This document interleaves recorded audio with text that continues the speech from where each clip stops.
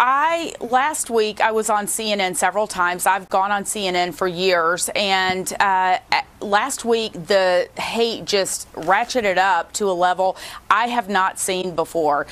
It started, I was on Monday night on Aaron Burnett's show. April Ryan was on with me and Joan Walsh, and the next day they came after me.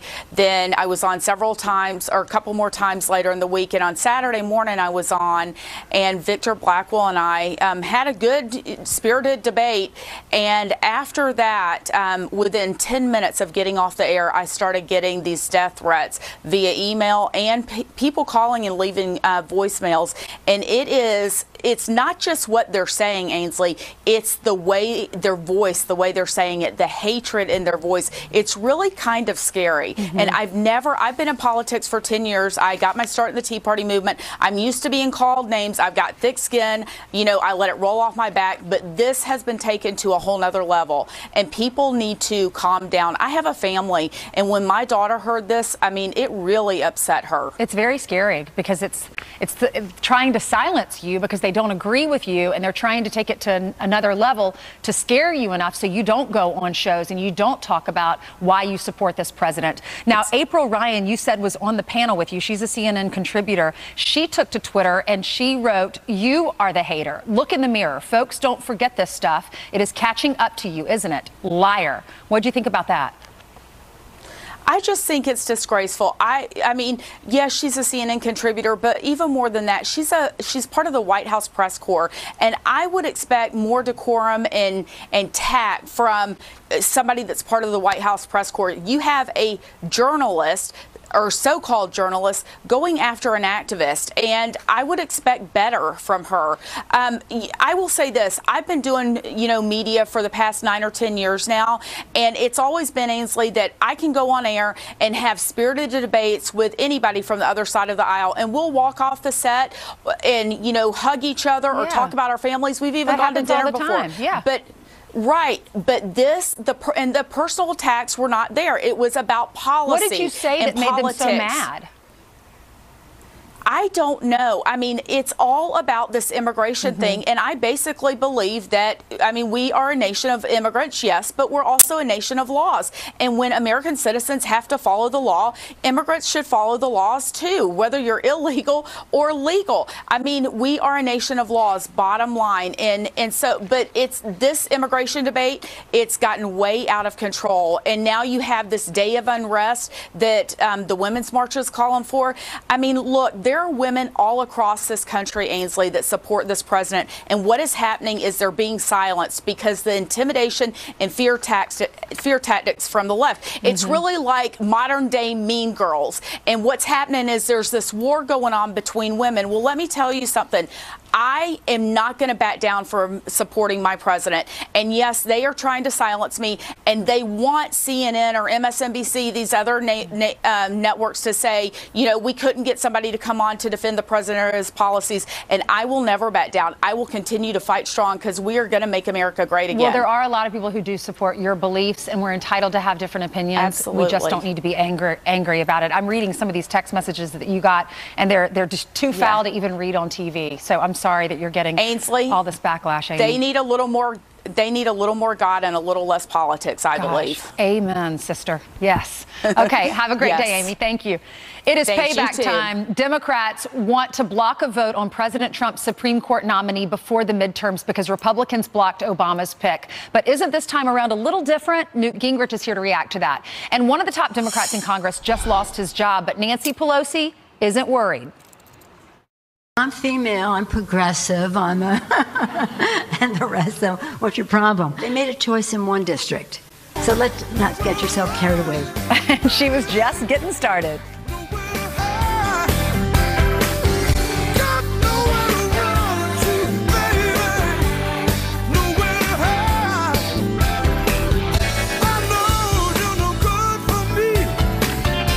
Being a good father is important to me. So being diagnosed with advanced non-small cell lung cancer made me think of all the things that I wanted to teach my kids. Another true story with Keytruda. My doctor said I could start on Keytruda, so I did. With each scan, things just got better. In a clinical study, Keytruda offered patients a longer life than chemotherapy, and it could be your first treatment. Keytruda is for adults with non-small cell lung cancer that has spread, who test positive for PD-L1, and whose tumors do not have an abnormal EGFR or ALK gene. It's the immunotherapy with the most FDA-approved uses for advanced lung cancer. Keytruda can cause your immune system to attack normal organs and tissues in your body and affect how they work, and may be serious and lead to death. See your doctor right away if you experience new or worsening cough, chest pain, shortness of breath, diarrhea, severe stomach pain or tenderness, nausea or vomiting, rapid heartbeat, increased hunger or thirst, constipation, dizziness or fainting, changes in urine, changes in eyesight, muscle pain or weakness, joint pain, rash, itching or flushing, as this may keep these problems from becoming more serious. These are not all the possible side effects of Keytruda. Tell your doctor about all your medical conditions, including immune system problems, or if you've had an organ transplant, or lung, breathing, or liver problems. Before, I'd think of the stuff I might miss. But now with Keytruda, we have hope. Living longer is possible. It's true. Keytruda from Merck. Ask your doctor about Keytruda. When the world is watching and you need your logo to be perfect, you need certainty. At 4imprint, we give you the ultimate guarantee. Because when something has your logo on it, it matters to you, your customers, your coworkers, and to us. Our wide selection always changes to keep up with the latest trends. But there is one thing we delivered that's timeless: certainty. Explore thousands of promotional products at 4imprint.com. 4imprint, for certain. My family and I did a fundraiser walk in honor of my dad, Willie Davis, who has Alzheimer's. I decided to make shirts for the walk with custom ink. The shirts were so easy to design on the site. The custom ink team was super helpful, and they just came out perfect. Seeing my family wearing my shirts was such an amazing reminder of all the love and support that everyone has for my dad. Check out our huge selection of custom t-shirts and more for teams, businesses, and every occasion. You'll even get free shipping. Get started today at customink.com. Jen and I are obviously a bit behind converting the den into a nursery. Hey, I know a good contractor who could probably help you guys out. Can you verify their credentials, check their customer reviews, give us some additional quotes? Oh, and our... You can't expect your neighbors to do everything HomeAdvisor can, so just ask HomeAdvisor. The first survivor of Alzheimer's disease is out there, and the Alzheimer's Association is going to make it happen. But we won't get there without you. Visit alz.org to join the fight. Announcing my intention to nominate United States Circuit Judge Anthony Kennedy to be an Associate Justice of the Supreme Court. Judge Kennedy is what many in recent weeks have referred to as a true conservative, one who believes that our constitutional system is one of enumerated powers, that it is we, the people, who have granted certain rights to the government, not the other way around. That is President Ronald Reagan in 1987 nominating Justice Kennedy. He had 2 failed nominations, so then he decided, I'm going to go with a friend, a guy I know. When he was governor of the state of California, they were friends. All right, so that was at the beginning. Now, since he has announced his retirement, he's at the end of his career. Let's talk to Newt Gingrich, Fox News contributor, former Speaker of the House, ran for president, got a great book called Trump's America. He joins us live. Newt, you know, with the next nomination, President Trump could be on the verge of nominating somebody conservative who would give the Supreme Court the conservative edge that Republicans have dreamed of for a lifetime. Well, I think this is a huge moment for the president and for the country. Certainly, he's going to name somebody who is conservative. I think he has a list already out of the 25 names he's looking at. And so when he picked Gorsuch, Gorsuch was on the list, and Trump kept his word from the campaign. He's going to probably pick somebody younger because he has a very keen sense that getting people who can serve 20 or 30 or 40 years really shapes for a generation what happens. He's been doing that to the appeals court judges and to the district court judges. He's already on the edge of making a remarkable impact. This will certainly strengthen that. And I think sometime this fall we'll have a solidly conservative Supreme Court justice approved and on the bench. Before Justice Kennedy could even go to his beach house, Senate Minority Leader Chuck Schumer quickly went to the microphone and said, wait a second, this is an election year. You cannot nominate someone during an election year. Listen. Our Republican colleagues in the Senate should follow the rule they set in 2016. not to consider a Supreme Court justice in an election year. Millions of people are just months away from determining the senators who should vote to confirm or reject the president's nominee, and their voices deserve to be heard now, as Leader McConnell thought they should deserve to be heard then. Anything but that would be the absolute height of hypocrisy. Mr. Speaker, that's not a hard, fast rule. That's a Biden recommendation, a Biden rule. And we have elections every 2 years. This is a midterm, not a presidential election. Yeah. The so-called Biden rule was about a presidential election year, not an off-year election. Furthermore, the Republicans are going to pick up seats in the Senate, so the Democrats, if anything, are going to be weaker after the election in the Senate, not stronger. But it's just Schumer being silly. He knows, and I think even the Washington Post and New York Times have reported, that all of that conversation was about a presidential election year. It was not about an off year. And the truth is McConnell's going to ignore him. McConnell's going to move this fall, and they're going to approve somebody probably before Thanksgiving. Meanwhile, it was so stupid for them to go to push last time and force Mitch McConnell to go for a simple majority. If they said and voted for the 60 for Gorsuch, then they would have really had a little bit more power than they do right now. But with a simple majority and the majority belonging to Republicans, they can't stop it. You would think if they get a nominee that all Republicans can agree on, right?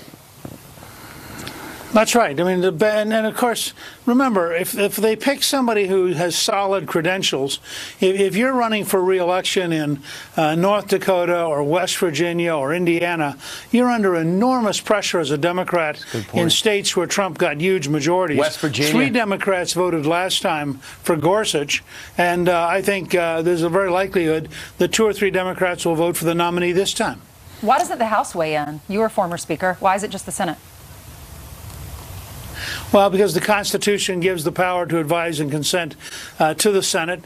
That's the way it's always been. As a House member, I may have my feelings about that, but I respect the Constitution. And that's one of the great challenges the Senate has, is whether it's ambassadors or secretaries of state or judges, they have a huge personnel role to play that takes up a great deal of their time. Indeed. And it is, of course, political. Meanwhile, let's talk about this, another political hot potato. Up on Capitol Hill yesterday, behind closed doors, Peter Strzok, half of the FBI lovebirds, testified, or actually it was just kind of an interview, for 11 hours before the House Oversight and House Judiciary Committee. And the president tweeted this out just about 20 minutes ago, Newt.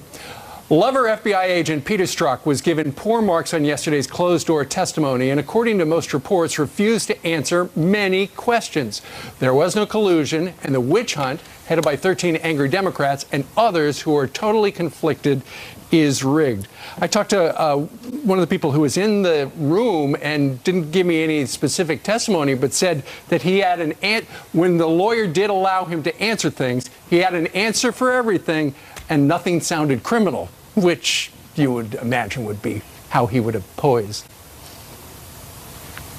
Well, first of all, if anything sounded criminal, I'm sure his lawyers would have told him to take the Fifth Amendment and not self-incriminate. Right. But it doesn't have, it doesn't have to be criminal to be totally prejudiced. The charge here would not be that Strzok is making up stuff. The charge would be, for example, in the case of Secretary Clinton, that they were deliberately avoiding discovering anything. When they gave immunity to the guy who had taken a hammer to destroy the cell phones and then taken BleachBit in order to destroy the hard drive of the computers, and they gave that guy full immunity, nobody on the Trump team has been offered that kind of deal. So you'd have to say, was it terrible judgment? Was it total prejudice? Was it incompetence? But clearly there's something really sick about how the FBI approached these 2 cases. And just keep in mind, for those following this case close, they did believe when he said that they did not have anything to do with the Carter Page FISA application, which means somebody else did. Mark Meadows was in that room, what he thought about the bias and what could have come out behind closed doors. Here's what he said. I don't know how you read the text. I don't know how any reasonable person reads the text and would suggest that there was no bias. There is new information that was not included in the IG's report. None of my concerns about political bias have been alleviated based on what I've heard so far. He says a lot of his explanation just were not believable. Will we ever get the transcript? And what does that do when he finally goes public? What does the closed-door session mean?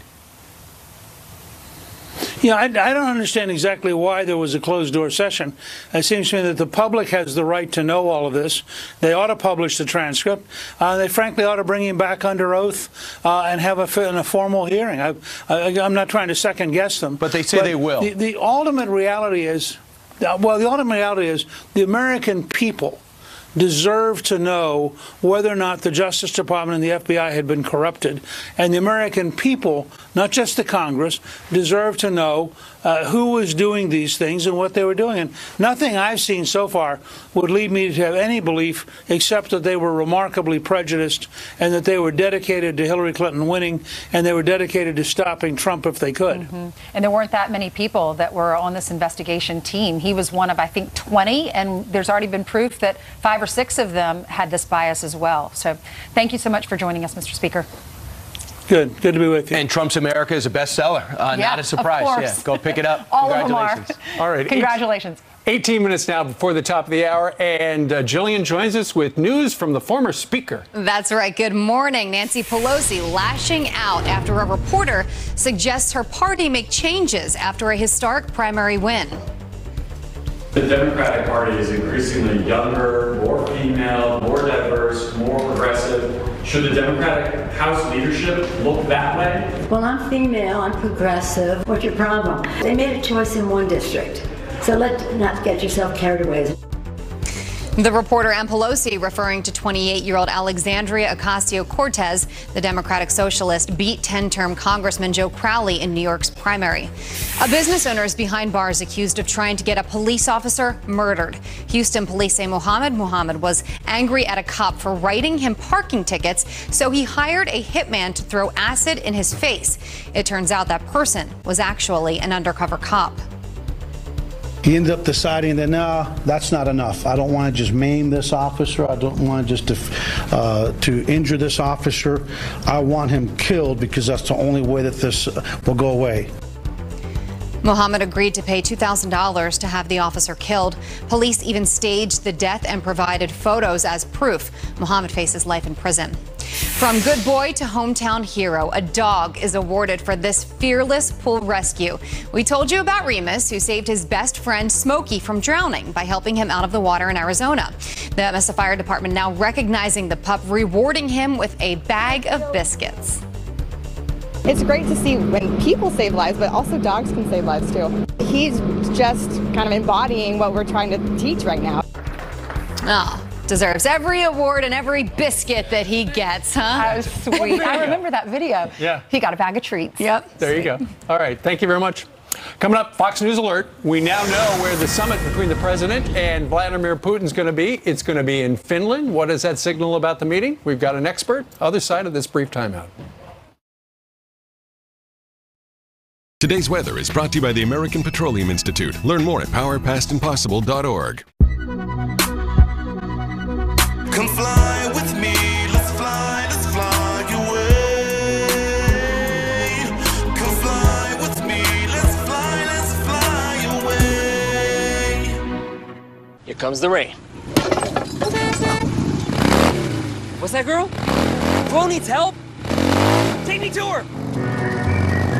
Come and Flo! Why aren't we taking roads? Flo! Oh, you made it. Do you have change for $1? This was the emergency? Yes, I was busy. 24-hour roadside assistance from America's #1 motorcycle insurer. You know, I think you're my best friend. You don't have to say I'm your best friend. That's okay. Arthritis. My back pain. It hurts all over. Wherever you feel pain, it can be managed from here with Quell. From this optimal point, the revolutionary Quell technology accesses the central nervous system. It sends precise neural pulses to the brain that trigger your body's own natural pain blockers. Quell is 100% drug-free, FDA-cleared, and easy to use. And for 4 out of 5 people, it works. Reclaim your life from chronic pain with Quell. Go to getquell.com to order now. Having a healthy mouth shouldn't be stressful. We worked with dentists to make Quip a better electric toothbrush. Does your dentist say you're brushing too hard? Quip's gentle vibrations make it just right. Not brushing for 2 full minutes? Quip's built-in timer keeps track for you. Brushing beyond the life of your bristles? Quip sends you refills when your dentist recommends them. So when you think of a healthy mouth, think of Quip. We've already thought of the rest. Get your first refill free at getquip.com/love. Finally, a truly non-toxic feeding system is now available for your dog or cat. The Pet Comfort Feeding System by WeatherTech, with bowls made from 100% U.S. stainless steel, lead-free, radiation-free, and the only bowls to be certified by the NSF. The elevated stand locks to the non-slip mat, and both are made from an FDA-approved material enhanced with antimicrobial and antifungal additives. Trust the way you feed your pet. Order the perfect size and color at petcomfort.com. Most shirts fit me like a tent. The sleeve area is usually too short. Fit is always an issue. Luckily, I found M. Tailor. M. Tailor measured me in 30 seconds using their digital tailor technology with my phone. At just $49 for a custom shirt with free shipping and a money-back guarantee, why not? M. Tailor changed my mind about the way clothes should fit. They make custom suits and jeans. I don't think I've ever had a pair of pants fit this well my entire life. No more trips to the mall. I feel more confident. Download M. Tailor for free on iOS or Android.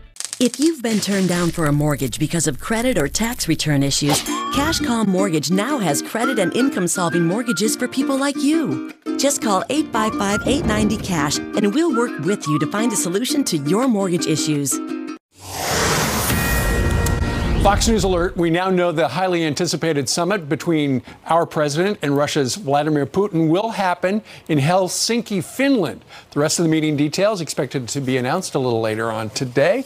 This after National Security Advisor John Bolton held talks in Russia. There he is shaking hands with Vladimir Putin. Here to weigh in is Fox News contributor and retired CIA chief of station in Moscow, Daniel Hoffman. Daniel, good morning to you. Good morning.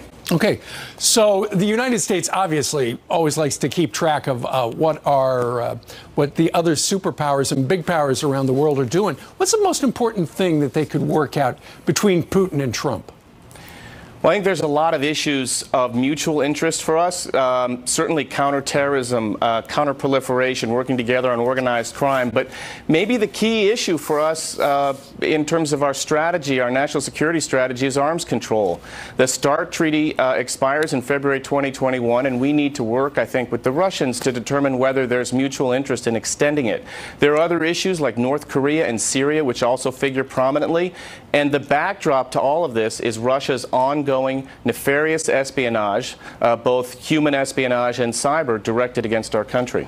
In particular, Daniel, directed at our elections. You know, if you're President Trump and you've been talking for the last year and a half, there was no collusion. Come on, there was no collusion. I didn't work with the Russians. Nobody on my team did it. And then you're sitting across the table from the president, the strongman from Russia. I would imagine he would like to extract some sort of an answer regarding that at the table. Yeah, he won't get one, unfortunately. But he'll try. He'll try, and he'll make some. I'm sure he'll have some strong words. You know, Ambassador Bolton called Russian meddling in our election an act of war, and I don't disagree with him in the least. But essentially, what the Russians understand is hard deterrence. Sometimes you've got to wrap them on the knuckles to get the message across to them. And in this case, for us, it might mean counter operations in the cyber sphere or other things. The president kicked out 60 Russian officials, closed Russian facilities. Sure. The Russians, I think, understand that. Words are idle if you don't take action. The president's done both. Well, you know, when Ronald Reagan referred to it as the evil empire, he meant it, but at the same time, you still have to have ongoing diplomatic relations to try to get stuff done. That's right, and Helsinki has been at the center of that. It was the site of the Helsinki Accord signed in 1975, and President Bush met with Secretary Gorbachev in 1990. So, you know, I think it's an excellent location. President Trump is going to be busy that week with a NATO summit and a meeting in the UK beforehand. All right, very good. Daniel Hoffman used to be posted to Moscow. Daniel, thank you very much for joining us from the Bureau. Thank you. All right. 10 minutes before the top of the hour, the rhetoric on the political left keeps getting more and more dangerous. From that cabinet in a restaurant, you get out and you create a crowd. We must abolish ICE. This is the legislation that we need. Dana Lash here to respond to those two sound bites coming up next. Plus, Abby Huntsman is having breakfast with friends in Orlando. Good morning to you, Abby. Good morning, Steve. I am surrounded by a bunch of wrestlers this morning, and what a small world. These two were coached by this guy, Wade, at Clemson University. Quickly, your advice for these two on their first time on TV coming up after the break. Well, I feed them well. I tell them to remember shake hands at the beginning of the match and shake hands at the end. Civil discourse is the important thing. I love that. That is a tease. We'll be back after this.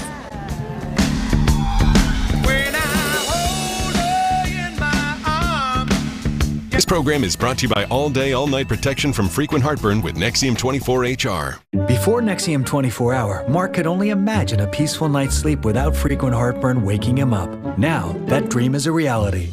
Nexium 24-Hour stops acid before it starts for all day, all night protection. Can you imagine 24 hours without heartburn? Introducing new SmartMouth Premium Zinc Ion Toothpaste. It is just a different kind of clean feel. There's no gritty, everything feels smooth in there, and it really lasts. Find SmartMouth Toothpaste right next to SmartMouth Mouthwash at Walgreens and Walmart.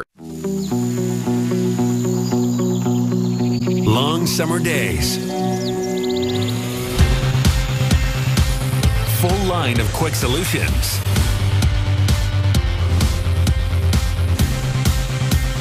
Right now, pick your power in fuel or battery and pick up a great deal on a Stihl. Summer in America is here. Get to your Stihl dealer today. Search STIHL or visit StihlDealers.com.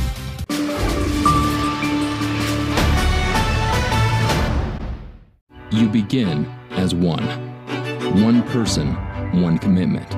You sign the dotted line. You become part of something greater. Your service begins. Your mission begins. Your circle grows. It expands and strengthens with each service member you meet. You deploy. You're supported by a network that understands. Your experiences are bonding. You are forever changed. You return, but it doesn't stop there. Your exit is only the beginning. Your network continues to grow. You are connected to a legacy of blood, sweat, and tears, and with them, your service continues. Your new mission, fight to preserve the rights our brothers and sisters have earned. As America's largest organization of combat veterans, we have the programs in place to accomplish this mission. I am grateful to the VFW for the fight that they have mounted to make sure that each of my brothers and sisters in arms have their GI Bill benefit once they transition back to the civilian sector. Over the past 3 years, our network of accredited representatives have helped veterans recover billions of dollars in earned VA benefits. Because the VFW has a voice at both the state and the national level, we can do a really effective job at helping veterans and those still serving. From enacting great change on Capitol Hill to providing much-needed support to America's veterans, service members, military families, and our local communities. Our strength lies within the heart of each individual member, and we're growing stronger every day. It's critical to see and hear from every era of veteran as we're looking to do things in the community, do things legislatively. We need younger veterans to get involved, to amplify our voice. We began as one. Now we are the millions who have served. We are the voice for veterans everywhere, and together we cannot be ignored.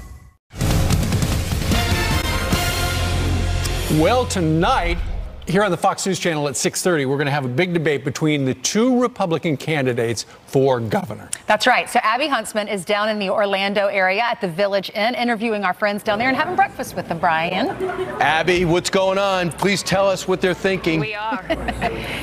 I can't tell you, but they can tell you. As you said, there's a lot of news. And, of course, that big debate tonight, moderated by Martha and Brett, the gubernatorial debate here in Florida.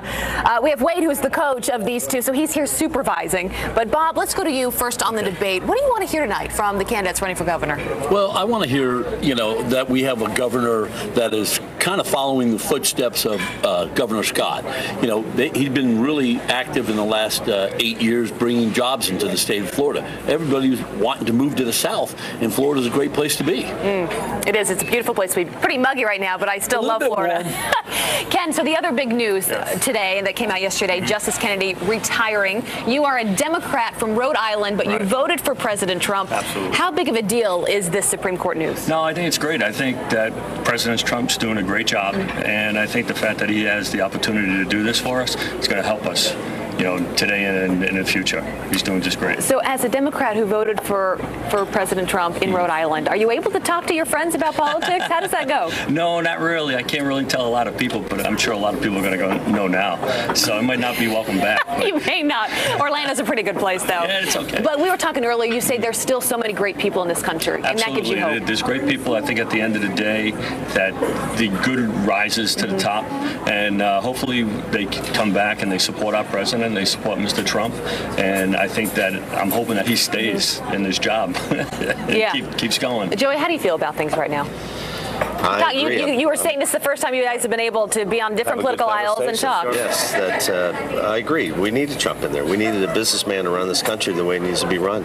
You know, the career politicians have just driven into the ground the support for the lobbyists, the money that's been going through. It has to trickle down to the American people, and it's just nice to see somebody that's really bringing it back to where we need to be. Yeah, you know, this is why we get out to these diners, to hear from the American people. You guys have been great. You're going to be with us all morning. We're going to be back next hour. Ainsley, Brian, and Steve. But as you can see, a lot of opinions and a lot of civility, a lot of ability to talk about. Steve did have today. one question for you, Abby. He wanted to know who brought in the water bottle into the restaurant.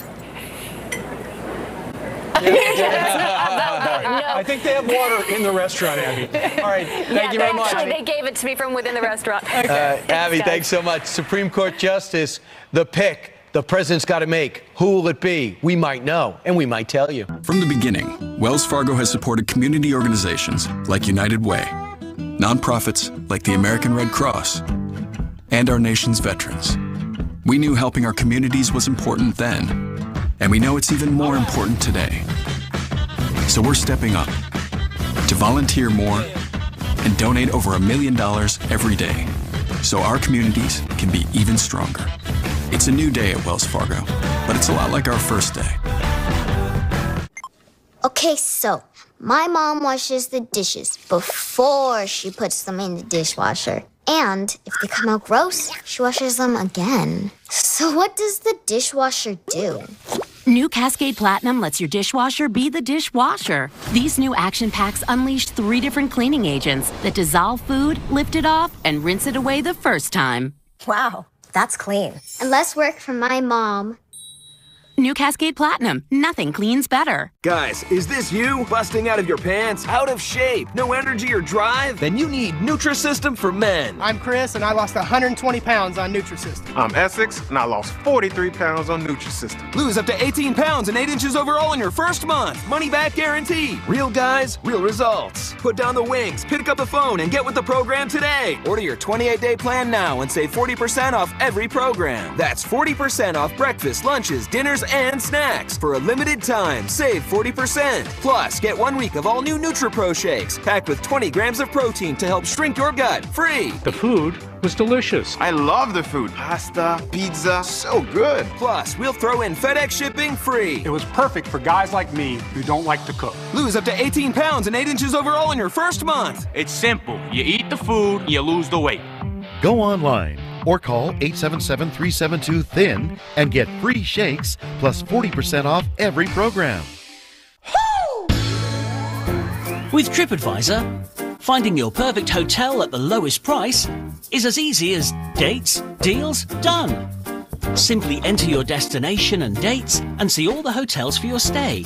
TripAdvisor searches over 200 booking sites to show you the lowest prices so you can get the best deal on the right hotel for you. Dates, deals, done. TripAdvisor. Visit tripadvisor.com. They appear out of nowhere, my secret visitors. Hallucinations and delusions, the unknown parts of living with Parkinson's. The plots they unfold, but only in my mind. over 50% of people with Parkinson's will experience hallucinations or delusions during the course of their disease. If your loved one is experiencing these symptoms, talk to your Parkinson's specialist. There are treatment options that can help. My visitors should be the ones I want to see. President Trump now narrowing down his list of potential replacements for Justice Anthony Kennedy. We have to pick one that's going to be there for 40 years, 45 years. We need intellect. We need so many things. A team of people inside the White House and outside the White House. We're combing through everything these people have said. That will help him narrow it to 3 or 4. I'm honored even to be considered. Ultimately, this is the president's choice, and I'm sure he'll make the right decision. We have just learned that Helsinki, Finland will be the site of the summit between President Trump and Vladimir Putin. Disgraced FBI agent Peter Strzok testified behind closed doors. But Congress says they barely got any answers. The charge here would not be that Strzok is making up stuff. The charge would be that they were deliberately avoiding discovering anything. We will make America wealthy again. And we will make America great again. Mountains crumble with every syllable. A broken live or die. So speak life, speak life. Why would we play Toby Mac to start the 8 o'clock hour? We're trying to get you geared up for tomorrow. That's right. Toby Mac will be our featured performer tomorrow here on Fox and Friends, and I'm just looking to make sure that the weather is going to be nice. Oh, good. It's a kind of a rainy day right now. Still raining, Judge? All right. It's pouring out now. So the sun will come out tomorrow. And look, Judge Napolitano has come out for this hour of Fox and Friends. He joined us in the 6 o'clock hour.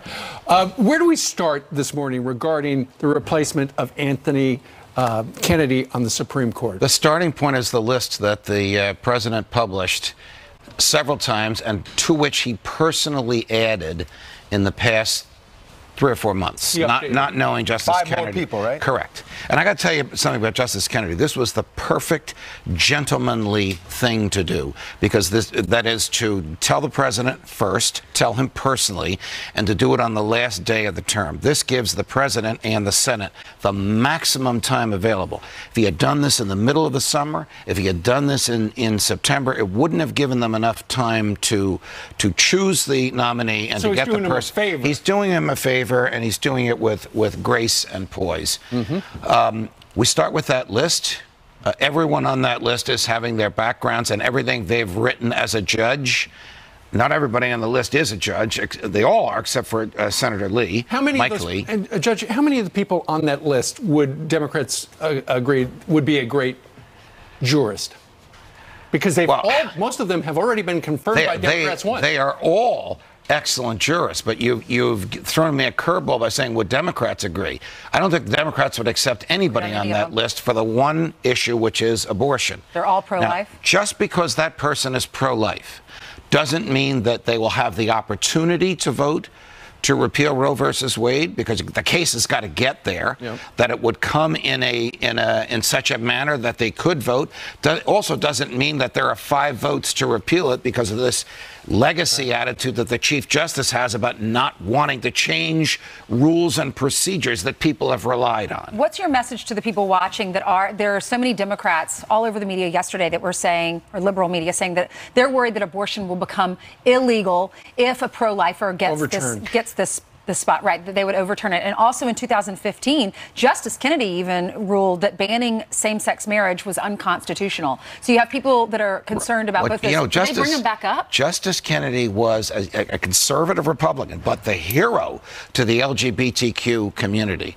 I mean, he wrote a number of pro-gay rights. He wrote the opinion that invalidated state laws that made consenting sex amongst same-sex partners illegal. He wrote the opinion that made gay marriage lawful everywhere in the United States. But on abortion, and it's a great question, if Roe versus Wade were to go away tomorrow, the issue would be resolved by the states. There'd be 50 state abortion laws. And some states, like New York and New Jersey, because we know the attitude of the public officials in those states, would make abortion lawful. And other states, like Pennsylvania, would make abortion unlawful. And you'd have to go to the state where it is lawful. I am a fierce opponent of abortion, but I recognize that there is a strong movement in the country to have it lawful in some places, and it would be lawful in those places. So, and Justice Kennedy, they say 70% of the time voted with conservative side, and 30% of the time would be the swing vote, right? The swing vote is the most powerful member of the court. Justice O'Connor had that before Justice Kennedy.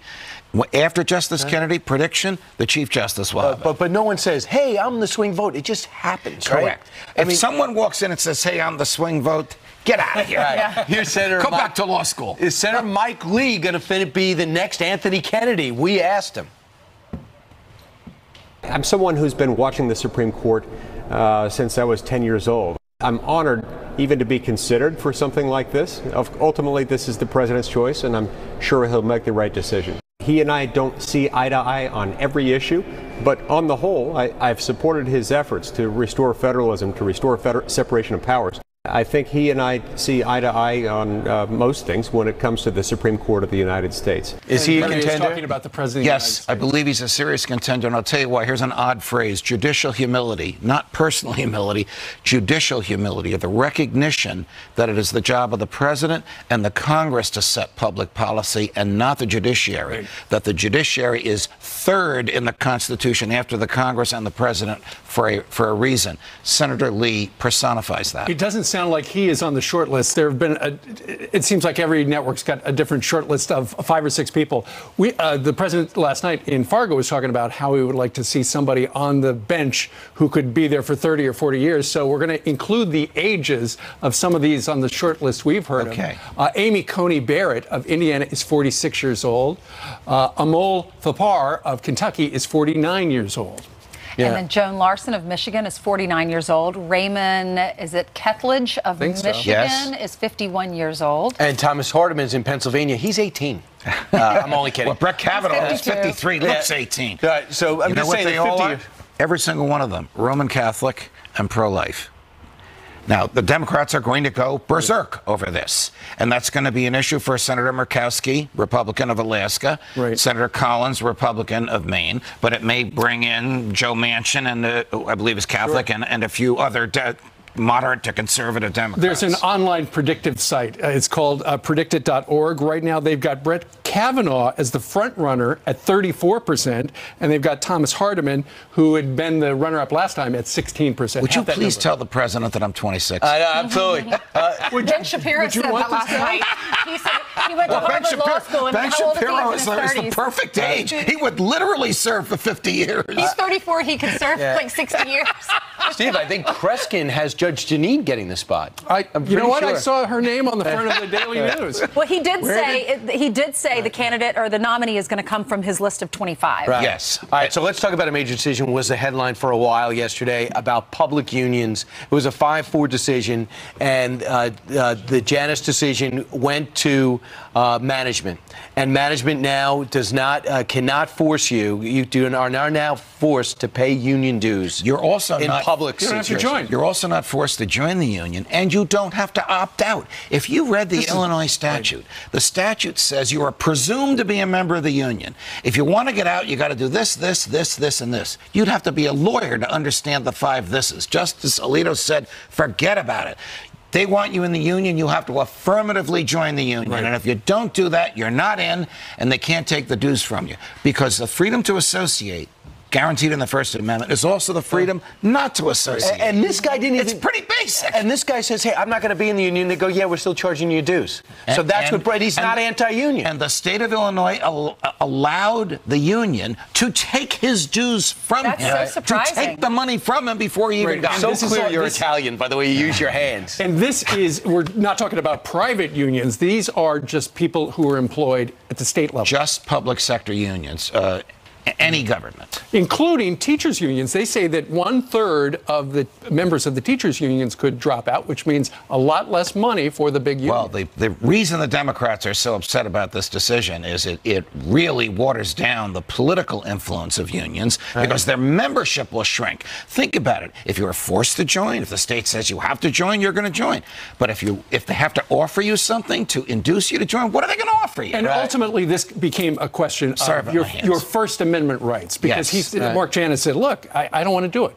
Right. I always love dissenting opinion, so let's look at one. Elena Kagan came out, and she had a dissenting opinion, and she focused on this. She said, there is no sugarcoating today's opinion. The majority overthrows a decision entrenched in this nation's law and its economic life for over 40 years. As a result, it prevents the American people acting through their state and local officials from making important choices about workplace governance. And it does so by weaponizing the First Amendment in a way that unleashes judges now and in the future to intervene in economic and regulatory policy. Does she have a point? Here's what she's talking about. What is she saying? Here's what she's saying. Layman's terms, please. 40 years ago, the Supreme Court said the exact opposite of what it said yesterday. 40 years ago, it said the states can force you to join labor unions if you work for the state. And today, they reverse themselves. She's saying that we shouldn't reverse a decision that is that recent and that has been consistent for the past 40 years. Supreme Court said yesterday something it rarely says,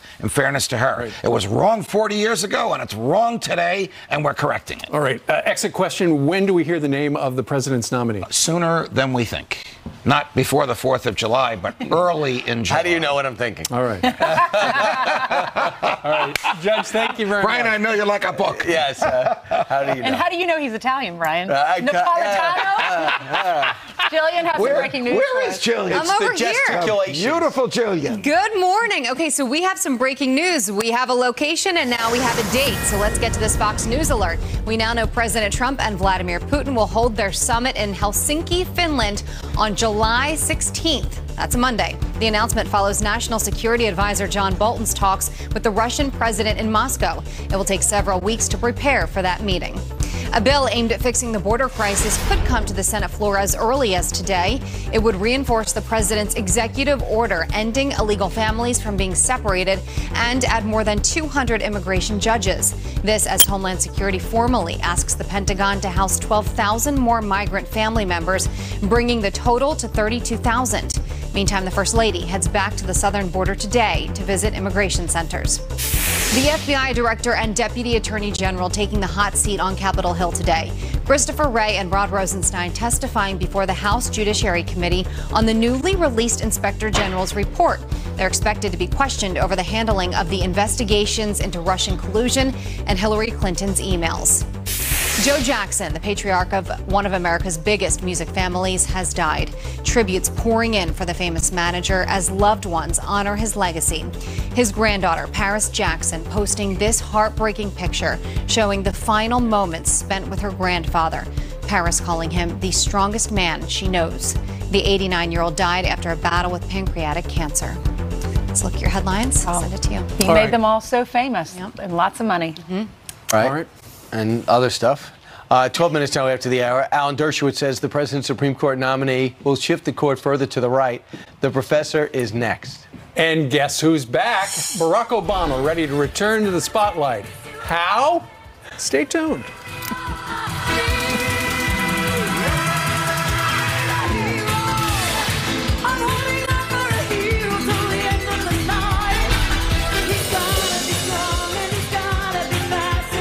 A bachelor. And that's how he intended to keep it. Then he met the love of his life, who came with a 3-foot, 2-inch bonus. For this new stepdad, it's promising to care for his daughter as if she's his own. Every way we look out for those we love is an act of mutuality. We can help with the financial ones. Learn more or find an advisor at massmutual.com. Is this AT&T Innovations? Yeah, wow. This must be for one of our new unlimited wireless plans. Comes with a ton of entertainment options. Great. Can you sign for this? Yeah. Hey, what's in that one? That's a shark. New and only with AT&T, you can get unlimited data, 30-plus channels of live TV, and your choice of things like HBO or Amazon Music. More for your thing. That's our thing. Visit att.com. Running a business means I can't waste time, especially when I'm hiring. I used to pore over resumes, but now I post my jobs on Indeed. Their screener questions help me get to my shortlist, people with the qualifications I need, like 5 years experience. All saving me time that I get to put back into running my business. Hiring's better when you've got your shortlist. Learn how screener questions can save you time when you post your job on Indeed. It's time to get smart about home security. Introducing Floodlight Cam by Ring, a motion-activated security light with an HD camera. Don't even think about it. That lets you know when anyone steps on your property. Illuminate every corner of your home with a ring of security. Smart enough to detect people and objects. Hey, girls. Hi, Dad. With Floodlight Cam, you can stop crime before it happens. Protecting your home has never been easier. Now that's security in a whole new light. And done.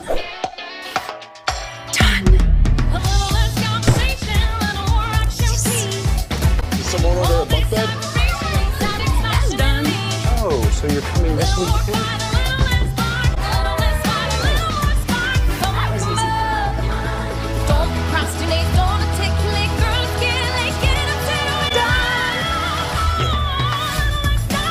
Get the feeling at Wayfair.com.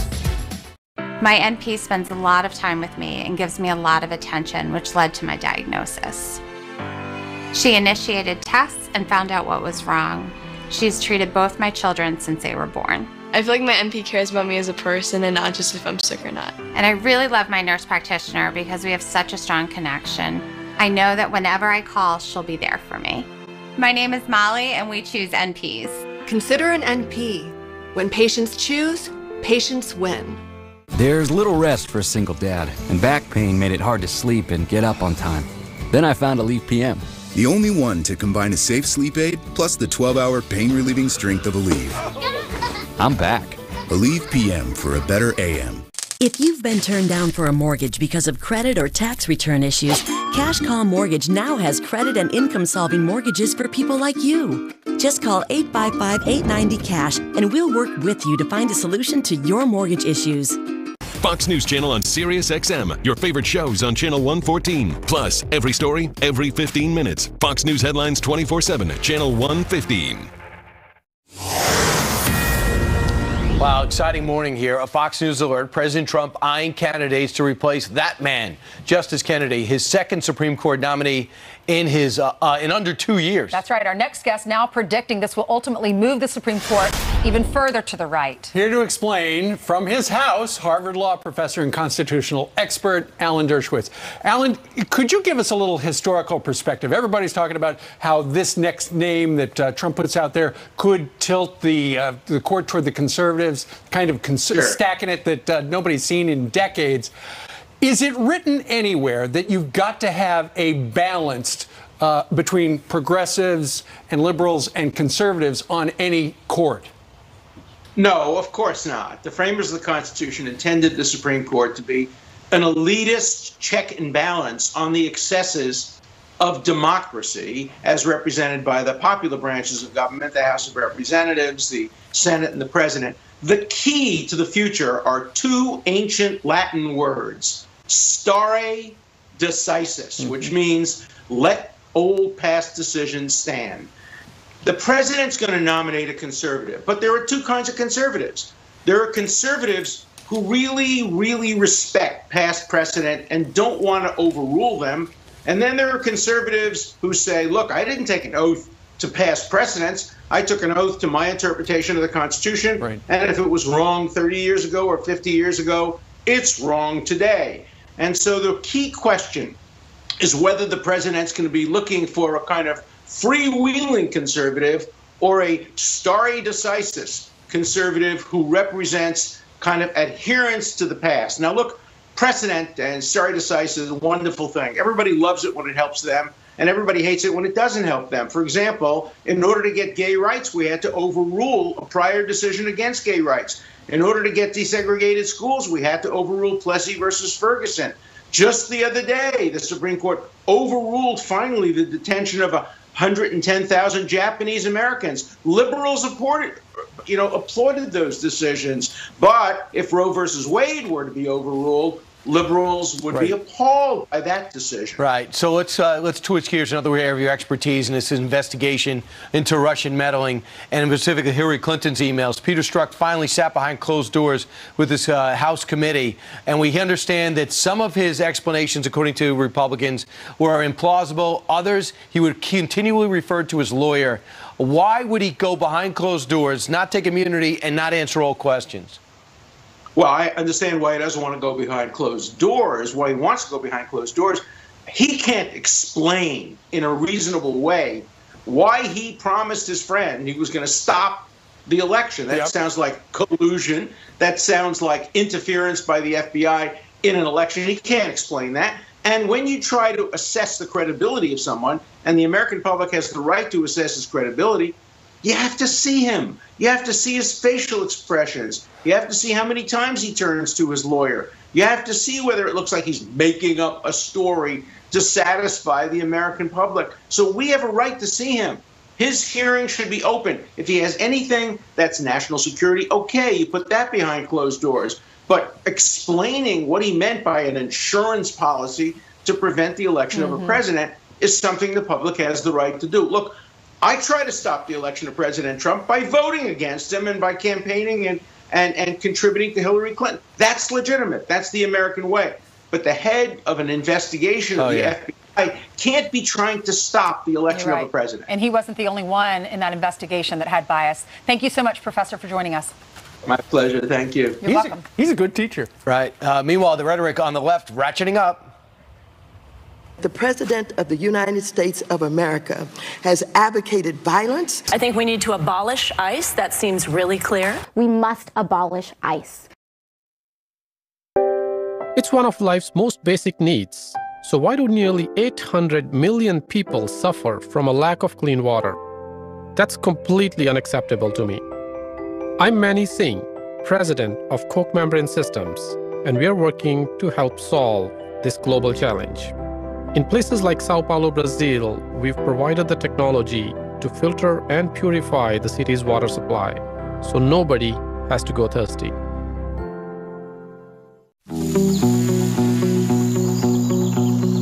Long summer days.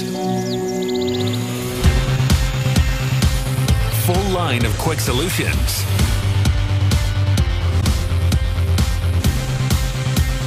Right now, pick your power in fuel or battery and pick up a great deal on a Stihl. Summer in America is here.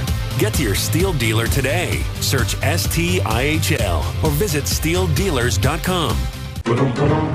Strong legs of lumber and arms of steel. He eats a bowl of hammers at every meal. He can hold your house in the palm of his hand. He's your old man, not old man. Big Jim got you covered. Great Big Jim, there ain't no other. So, this is covered, right? Yes, ma'am. Take care of it for you right now. Giddy up! Hi, this is Jamie. We need some help. The first survivor of Alzheimer's disease is out there, and the Alzheimer's Association is going to make it happen. But we won't get there without you. Visit alz.org to join the fight. Mesothelioma, it's all we do. With 7 offices across the country, we are large enough to take on big corporations. Let us come meet with you. Call us at 1-800-500-1895. That's 1-800-500-1895. Tonight, the SCOTUS selection, inside President Trump's big decision, and how the critical pick will impact midterms. Ben Shapiro has must-see insight on Fox News at Night. From the time I was like 9 years old until I was probably 14, the majority of that time was spent in an orthodontist office, which is the most awkward point of anyone's life to begin with. I was right out of college and I was starting job interviews and meeting a bunch of new people, and I already noticed that my teeth were starting to shift. My parents spent all that money and it was kind of all for a waste. So when I heard of Smile Direct, I was so excited. At Smile Direct Club, we believe everyone deserves a smile they'll love. That's why for 60% less than braces, we send invisible aligners directly to you. We straighten most smiles in an average of 6 months. I was so excited to know that there was a company that was number one, affordable, and number two, so convenient. You don't have to go to an orthodontist every month. You can go into a Smile shop. They also have a kit that they can ship directly to your house. There's really no excuse to not try it. Get your confidence back risk-free. Our Smile Guarantee ensures that if aligners aren't a good fit for you, you get your money back. Having straight teeth is such a great feeling. Get started at SmileDirectClub.com for as low as $80 a month. Some quick headlines right now, and we begin with something extremely important. Fox News alert: 6 people believed to be dead after a fiery plane crash in Mumbai, India. The jet slamming into a building as it was trying to land. Local media reports 4 people on the charter flight and 2 people on the ground were killed. And the terrorist behind the deadly Benghazi attack, the only guy we got, by the way, will spend 22 years in prison. That's what he looked like at one time. Ahmed Abu Khattala, he's sentenced for terrorism and other charges. In 2012, they say he directed the attack on the U.S. Special Mission compound. There's a lot of other people out there we have not gotten yet. They killed U.S. Ambassador Chris Stevens and three others, all Americans. And Italy's new prime minister will visit the White House on July 30th. Giuseppe Conte will discuss global issues and the economy with the president. They met for the first time earlier this month. They got along great, called him a wonderful guy to the president. They're at the G7 summit.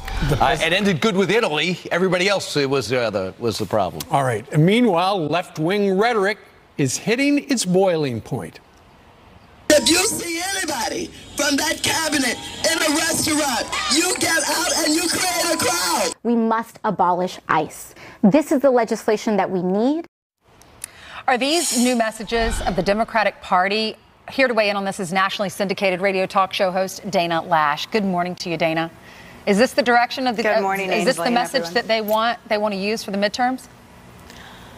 Apparently so, because they lack any sort of substantive policy proposals, and so now they have to default to this. This is what I find incredibly sad about the state of political discourse. And what really gets me is how the media narrative is that, well, this is brand new because it's Donald Trump, and this is Trump's America. Mm-hmm. Let's be real about this. We can go back all the way to the 60s to the Weatherman and Bill Ayers, who, let's not forget, was the gentleman, which I use that term, that's an abuse of that term, the guy who actually launched the former president's career in his living room. We can talk about Antifa, we can talk about Occupy, we can talk about Ferguson and Baltimore burning if we want to have a discussion on civility. But incivility is not the president being the first Republican of this high office to respond to it. And that's exactly what has happened with Donald Trump. Look, for so long, for more decades than any of us on this show have been alive, we have had our characters impugned, we have had our reputations assassinated by individuals on the far left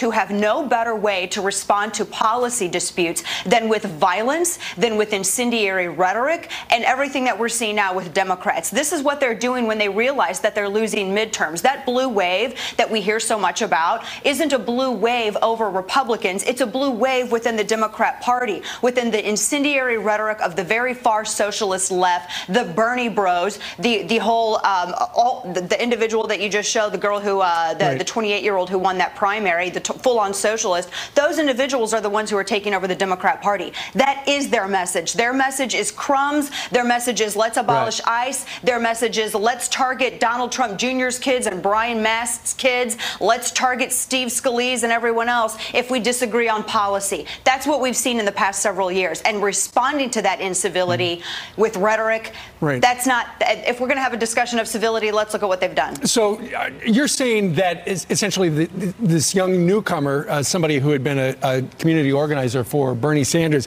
is pulling the party to the left. And there's a picture of her right there, 28 years old. She has set off an earthquake here in New York City and also Washington, D.C. But then you've got Nancy Pelosi yesterday talking about how, nothing's really changed.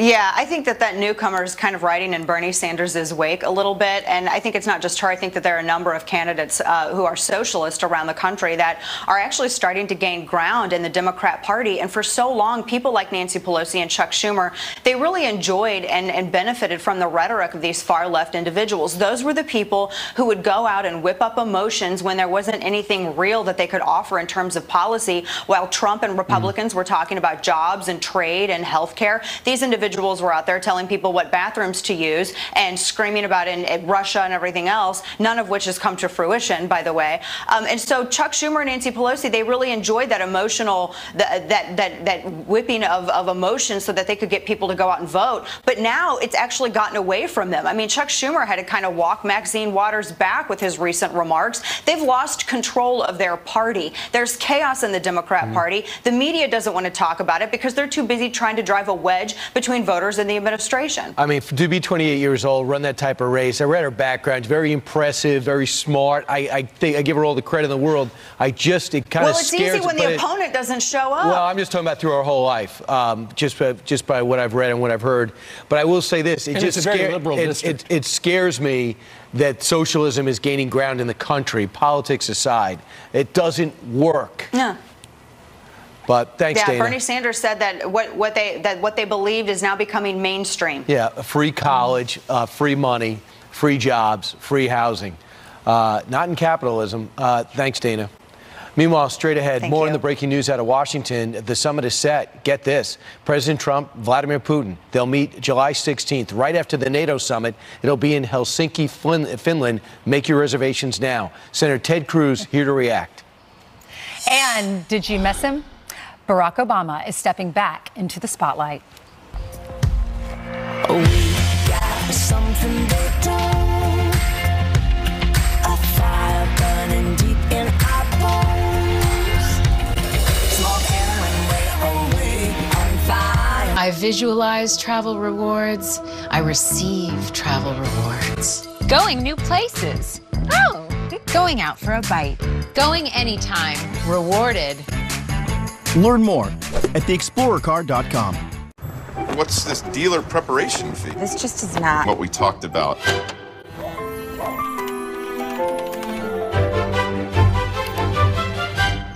Get the car without the car salesman. Carvana, the new way to buy a car. If your dog suffers from fear of thunder, fireworks, separation, or any other anxieties, ThunderShirt may be the answer. ThunderShirt applies constant, gentle pressure to a dog or cat's torso. Like swaddling an infant, this gives them the feeling that everything's okay. ThunderShirt absolutely 100% works. When Chase has the ThunderShirt on, it's like, I feel so much better now. I feel so calm. Now available at PetSmart, Petco, and other fine retailers. Buy now before July 4th fireworks. If you or someone you love has been diagnosed with mesothelioma, this free book can help you make important decisions about your future. Call 800-277-2111 for your free book. That's 800-277-2111. Billions of mouths, billions of problems. Sore gums, bleeding gums, painful flossing? There's a TheraBreath for you. TheraBreath Healthy Gums Oral Rinse fights gingivitis and plaque and prevents gum disease for 24 hours. So you can breathe easy. There's TheraBreath at Walmart.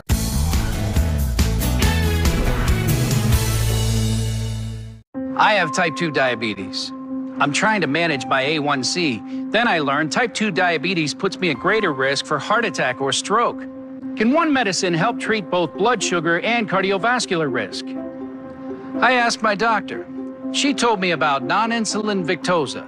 Victoza is not only proven to lower A1C and blood sugar, but for people with type 2 diabetes treating their cardiovascular disease, Victoza is also approved to lower the risk of major CV events, such as heart attack, stroke, or death.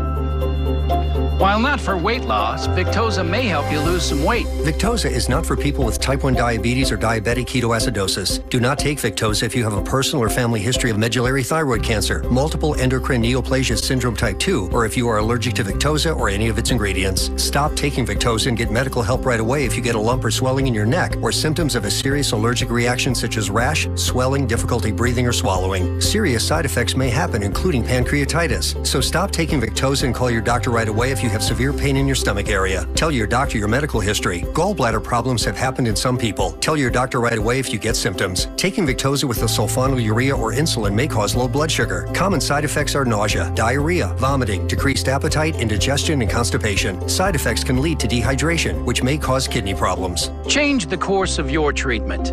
Ask your doctor about Victoza.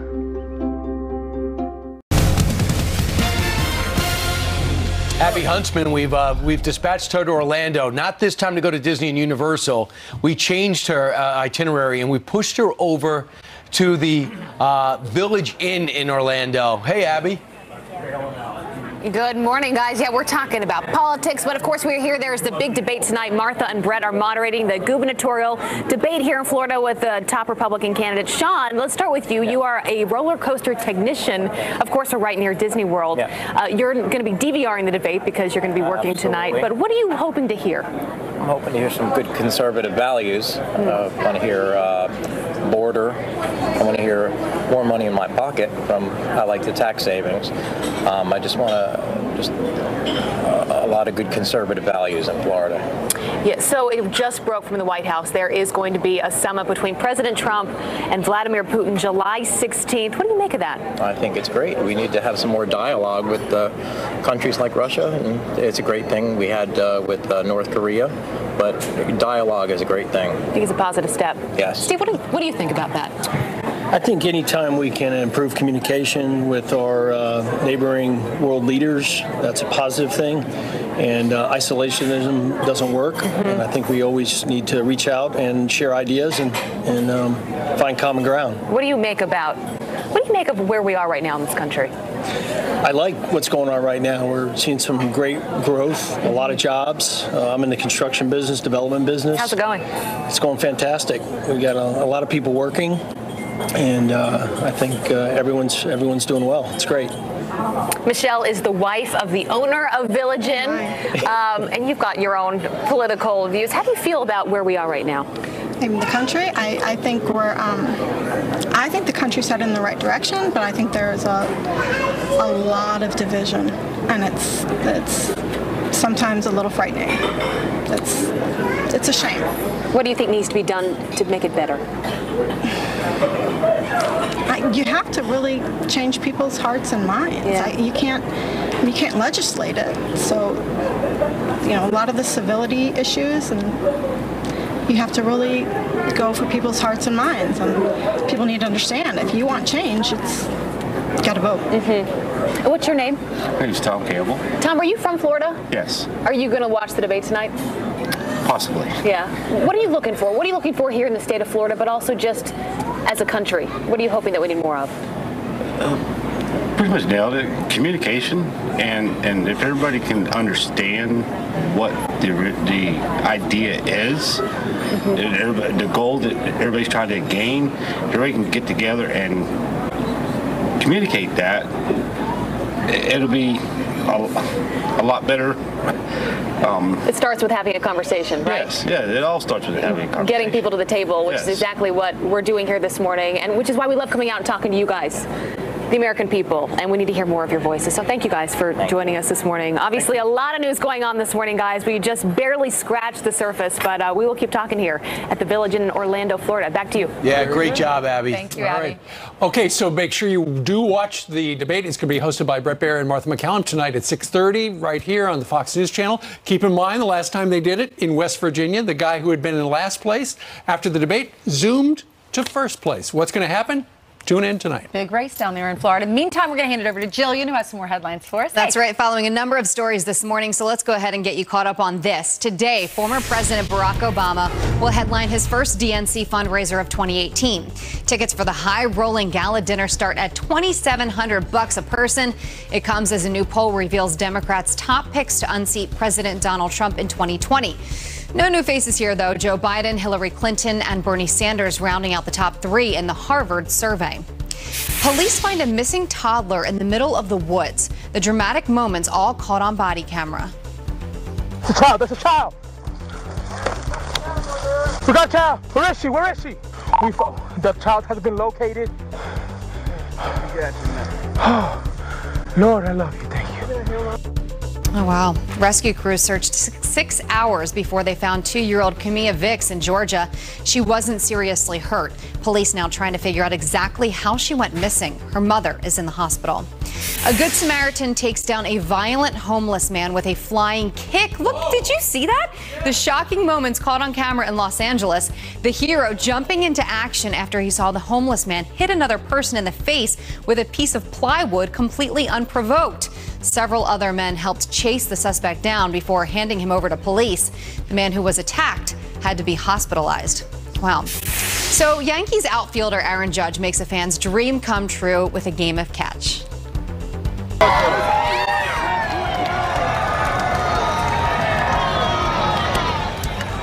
That's 10-year-old James Payne tossing the ball back and forth with Judge after he caught his attention at the Yankees-Phillies game in Philadelphia. Judge reportedly said James had a better arm than he did. Isn't that cool? So cool. Love seeing that. But the Yankees did lose. You said it, not me. Right, absolutely. All right. And by the way, South Korea beat Germany. Thanks, Ryan. Thank you for that. What are you talking about? The country? Soccer. Oh, soccer. Yeah. not in a fight. Not fencing. Yeah. All right. Meanwhile, more on the breaking news out of Washington, D.C. That summit between the U.S. and Russia set. President Trump and Vladimir Putin meeting in Helsinki on July 16th. Senator Ted Cruz is here with reaction. Coming up next. And could President Trump's economic policies spur a 5% GDP? Charles Payne on that coming up. That's his picture, and this is him in real life. Good morning, Charles.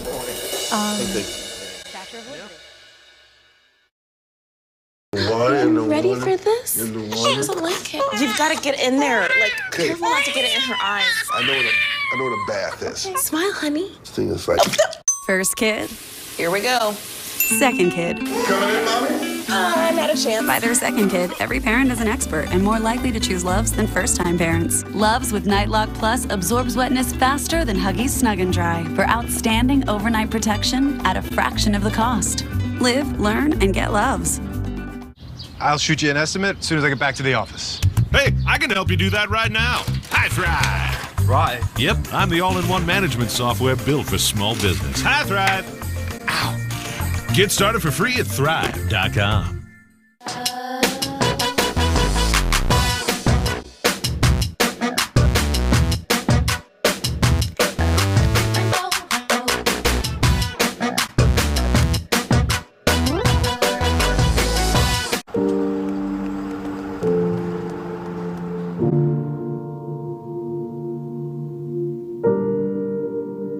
The digital divide is splitting this country. We have parents who are trying to get their kids off of too much social media and computers, and then we have parents who would only hope their children have access. Middle school is a really key transition point, right? The stakes start changing, students begin to really start thinking about their futures.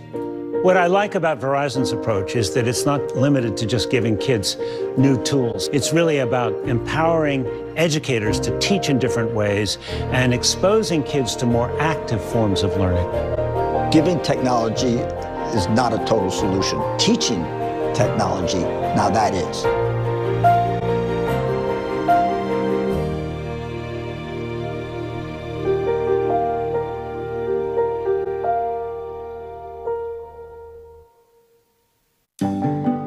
Do you have a life insurance policy you no longer need or can't afford? Now you can sell your policy for an immediate payment. We bought life insurance when our kids were young to protect their future. Our young has just turned 40, and we no longer needed the coverage. That got us to thinking about letting our policy go. So I did some research and called Coventry Direct. I learned that you could sell all or part of a life insurance policy, even a term life policy. Turns out, people have been selling policies like ours for the past 15 years. Who knew? We sold our policy. Now we have money to help with the medical bills. And to add to our retirement. If you have $100,000 or more of life insurance, you may be a candidate to sell your policy. Call 1-800-471-6800 or visit CoventryDirect.com for a free information packet. 1-800-471-6800. Coventry Direct, redefining insurance.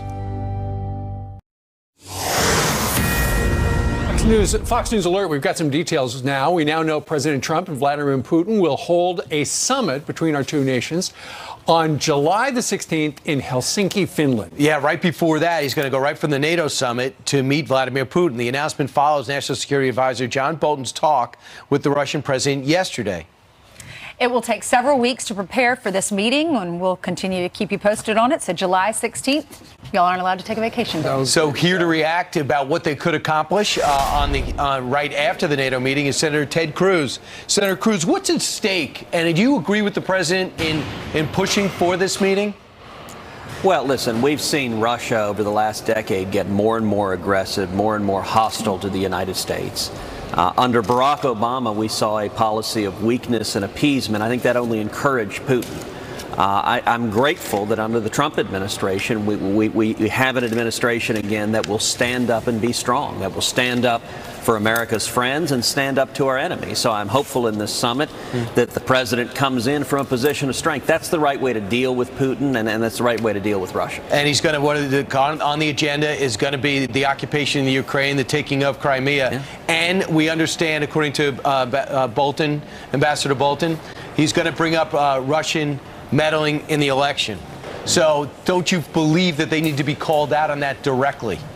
Oh, absolutely. And if you look at Russia, Russia is trying to expand their influence. You know, Putin's been very candid. He said a number of years ago that he thought the greatest geopolitical tragedy of the 20th century was the demise of the Soviet Union. And I think what Putin is trying to do is recreate the old Soviet Union. That's why he invaded Georgia. That's why he invaded Ukraine. And I think the best check for that is a strong and assertive president, a strong and assertive United States. I think we have a dramatic improvement from the weakness we had under President Obama. All right, let's talk a little bit about the Supreme Court. Go ahead, Inslee. Well, Justice Kennedy sent a letter over to the White House yesterday announcing that he was going to step down and retire. That will happen on July 31st. What's your reaction to this, and what do you think this means for the Supreme Court going forward? Well, this is truly historic. This could well prove to be the most significant thing President Trump does in his entire time in office. This could prove to be the most significant thing the Republican Senate does. And Justice Kennedy, for 31 years, has been the pivotal swing vote on virtually every 5-4 decision, every close case. So if you care about the Constitution and Bill of Rights, if you care about free speech or religious liberty, if you care about the Second Amendment, if you care about the Fourth Amendment or the 10th Amendment, all of our rights as Americans, they come through the crossroads of the courts. And this is an opportunity for President Trump to nominate a strong constitutionalist, which could be his single greatest legacy 20, 30, 40 years from now. I know you said yesterday that you thought your colleague from the great state of Utah, Mike Lee, would make a great Supreme Court justice. Meanwhile, another colleague, Chuck Schumer, says, you know what? They should put this off until after the election so that the people have spoken, because that's what we've done in the past. But that's not exactly accurate, is it? Look, of course Schumer's saying that the Democrats are lighting their hair on fire. They are apoplectic. You know, this was a major issue in the 2016 election. I believe if Justice Scalia had not passed away when he did, that there's a very good possibility Hillary Clinton would be president of the United States right now. This was a major issue. The American people decided. It's a major reason we have President Trump and we have a Republican majority in the Senate, because the American people want justices who will defend the Constitution, defend the Bill of Rights. You know, the Democrats want judicial activists. They want liberal extremists who will force their partisan agenda on the country. Most of us don't want to be governed by 5 unelected lawyers in Washington. And, you know, you mentioned Mike Lee. I think hands down the very best choice President Trump could make would be Senator Mike Lee as a justice that, you know, with no gambling, no rolling the dice. You know, Republican presidents have gotten this wrong over and over and over again. Let's not take a chance. Let me mention also 2 other names that I think the president would be well advised to consider. Number 1, U.S. Solicitor General Noel Francisco. He just argued and won the travel ban case in front of the Supreme Court, would make a phenomenal justice. And number 2, Fifth Circuit Appellate Judge Jim Ho. Came as an immigrant when he was 1 from Taiwan, was a clerk for Justice Clarence Thomas, would be the first Asian American justice on the court. All 3 of them, Mike Lee, Noel Francisco, Jim Ho would make extraordinary justices. Nobody knows more about the need to get something done on immigration. Thank you for that. About immigration being a Texas senator than you. Now we understand the House failed miserably, embarrassingly, 121 to 301 in their last attempt to get something to you guys in the Senate. So, being that the military bases are now asked to accommodate 12,000 migrant families, the Coast Guard is now losing money because it's going towards the border. Where is the solution when it comes to immigration? Where's the urgency when it comes to getting an answer here? And why do we continue to have to lean on the defense budget? Well, I'm glad the House voted down that immigration bill. It would have granted amnesty for millions of people here illegally. That would have been a catastrophic mistake. Dreamers. I think there are two things. It was much broader than Dreamers. I mean, it was a massive amnesty plan. Is that why it failed? People going into the midterms, they didn't want that rubber stamp on their name? Look, I can tell you, I told House leadership the one thing they could do that would hand Democrats control of Congress is pass a massive amnesty plan that granted citizenship to millions of people here illegally. I think a lot of House members agreed with that assessment. We saw it voted down. But there are two things we can and should do this year on immigration. Number one, we need to build a wall, and we need to take up a reconciliation bill. That's what we did last year to pass the tax cut. That can't be filibustered, and use reconciliation to build a wall, to fund it. We only need 50 votes, so the Democrats will scream and yell, but they can't stop it.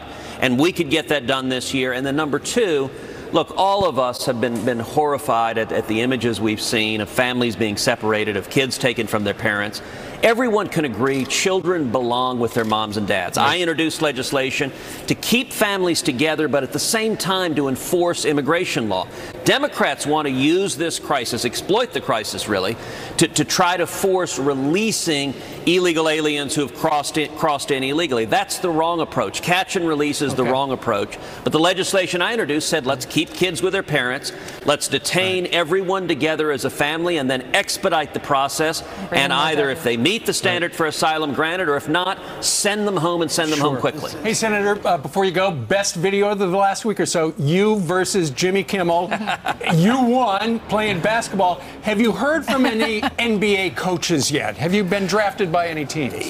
Well, you know, Grayson Allen went early in the pick, and a lot of folks say that poor young man looks like me, so I'll live vicariously through him. I promise you, the game was horrific. It was not great basketball, but I was very, very glad that Jimmy Kimmel went home with a loss and we went home with a win. And the people of Texas have another reason to smile. Senator Ted Cruz, thanks so much. Thank you. 50 minutes after the top of the hour, 10 till the top. Could President Trump's economic policy spur 5% GDP? Charles Payne on that next.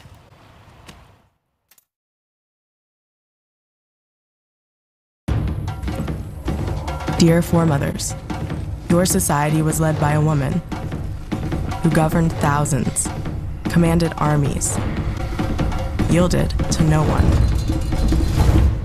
When I found you in my DNA, I learned where my strength comes from. My name is Courtney McKinney, and this is my Ancestry DNA story. Now, with 2 times more geographic detail than other DNA tests, order your kit at AncestryDNA.com. Oh, and there's the closing bell. I hate missing out after hours. Not anymore. TD Ameritrade lets you trade select securities 24 hours a day, 5 days a week. That's amazing. It's a pretty big deal. So I can trade all night long. All night long. Is that Lionel Richie? Let's reopen the market. Mr. Ritchie, would you ring the 24/5 bell? Sure can, Jim. Trade 24/5 with TD Ameritrade. Friday, Grammy Award winner and hip-hop sensation TobyMac takes over the Plaza on our All-American Summer Concert Series, brought to you by Keurig. Being close to your family has always been important, but for older relatives who don't use smartphones or social media, not being able to engage leaves them disconnected. Until now. There you go, ma'am. Introducing GrandPad, powered by Consumer Cellular. Hi, Mom. You got it. I did. It's as easy as you said it would be. I love it. GrandPad arrives already customized for the user, and it's incredibly easy to operate and charge wirelessly. Plus, GrandPad connects to a reliable nationwide network through Consumer Cellular, so no Wi-Fi connection is needed. GrandPad comes with dedicated customer support at the touch of a button. Hi, Mary. How can I help?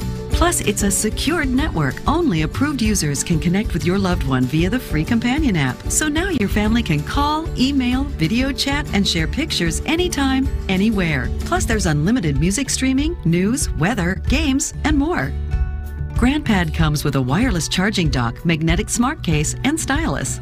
Once you've purchased the device, a monthly service fee of $40 includes unlimited data, so users can call, video chat, email, share photos, and stream music without any additional charges. Order today and get our 30-day 100% risk-free guarantee. Call or go online now. GrandPad is powered by Consumer Cellular. They've received the J.D. Power Award for highest customer service. Plus, Consumer Cellular is an approved AARP provider, so members get exclusive discounts. So, Mom, we have some big news. You're going to be a great grandma. Oh. Bring your loved ones closer with GrandPad. Order today. Thanks to our 30-day risk-free guarantee, if you're not 100% satisfied, simply return it free of charge and get a complete refund. Order your GrandPad today. Call 1-800-487-0354 or go online at getgrandpad.com. We are awaiting the start of what could be a very heated hearing on Capitol Hill, looking into the FBI and DOJ's actions leading up to the 2016 election. Plus, the Supreme Court showdown is already underway. Well, who's on the short list? We've got a big lineup coming up for you. House Judiciary Committee members John Ratcliffe and Jim Jordan join us at the top of the hour in America's Newsroom on this Thursday morning. We'll see you in 5 minutes. We will see you then. And now to a Fox News alert. This is a live look in Portland, Oregon, where dozens of protesters are facing off with police officers right outside the Immigration and Customs Enforcement Office. Those protesters want to abolish ICE and are camping outside the building.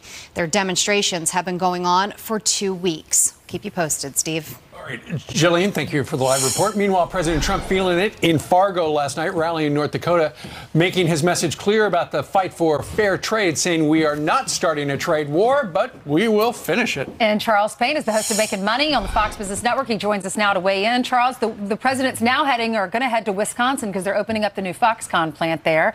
A lot going on. A lot going on, and this, by the way, is huge. This is the biggest foreign investment, single investment, a $10 billion investment, estimated to bring in 13,000 jobs. And what's really interesting in the midst of all this tariff trade stuff is Harley Davidson has gotten caught up in this, and a lot of the media pointing to that. But I got to tell you, in Wisconsin, which is, the Harley headquarters, since President Trump has been in office, they've created almost 17,000 new manufacturing jobs. This is after the state, after plateauing in February of 2015. Of course, we know overall the country has over 300,000, getting close to 350,000. So for a state with 2.8% unemployment, imagine now putting this Foxconn plant there. It's going to be huge. And usually you think Foxconn, you think, well, that's construction and that's manufacturing. It's in China.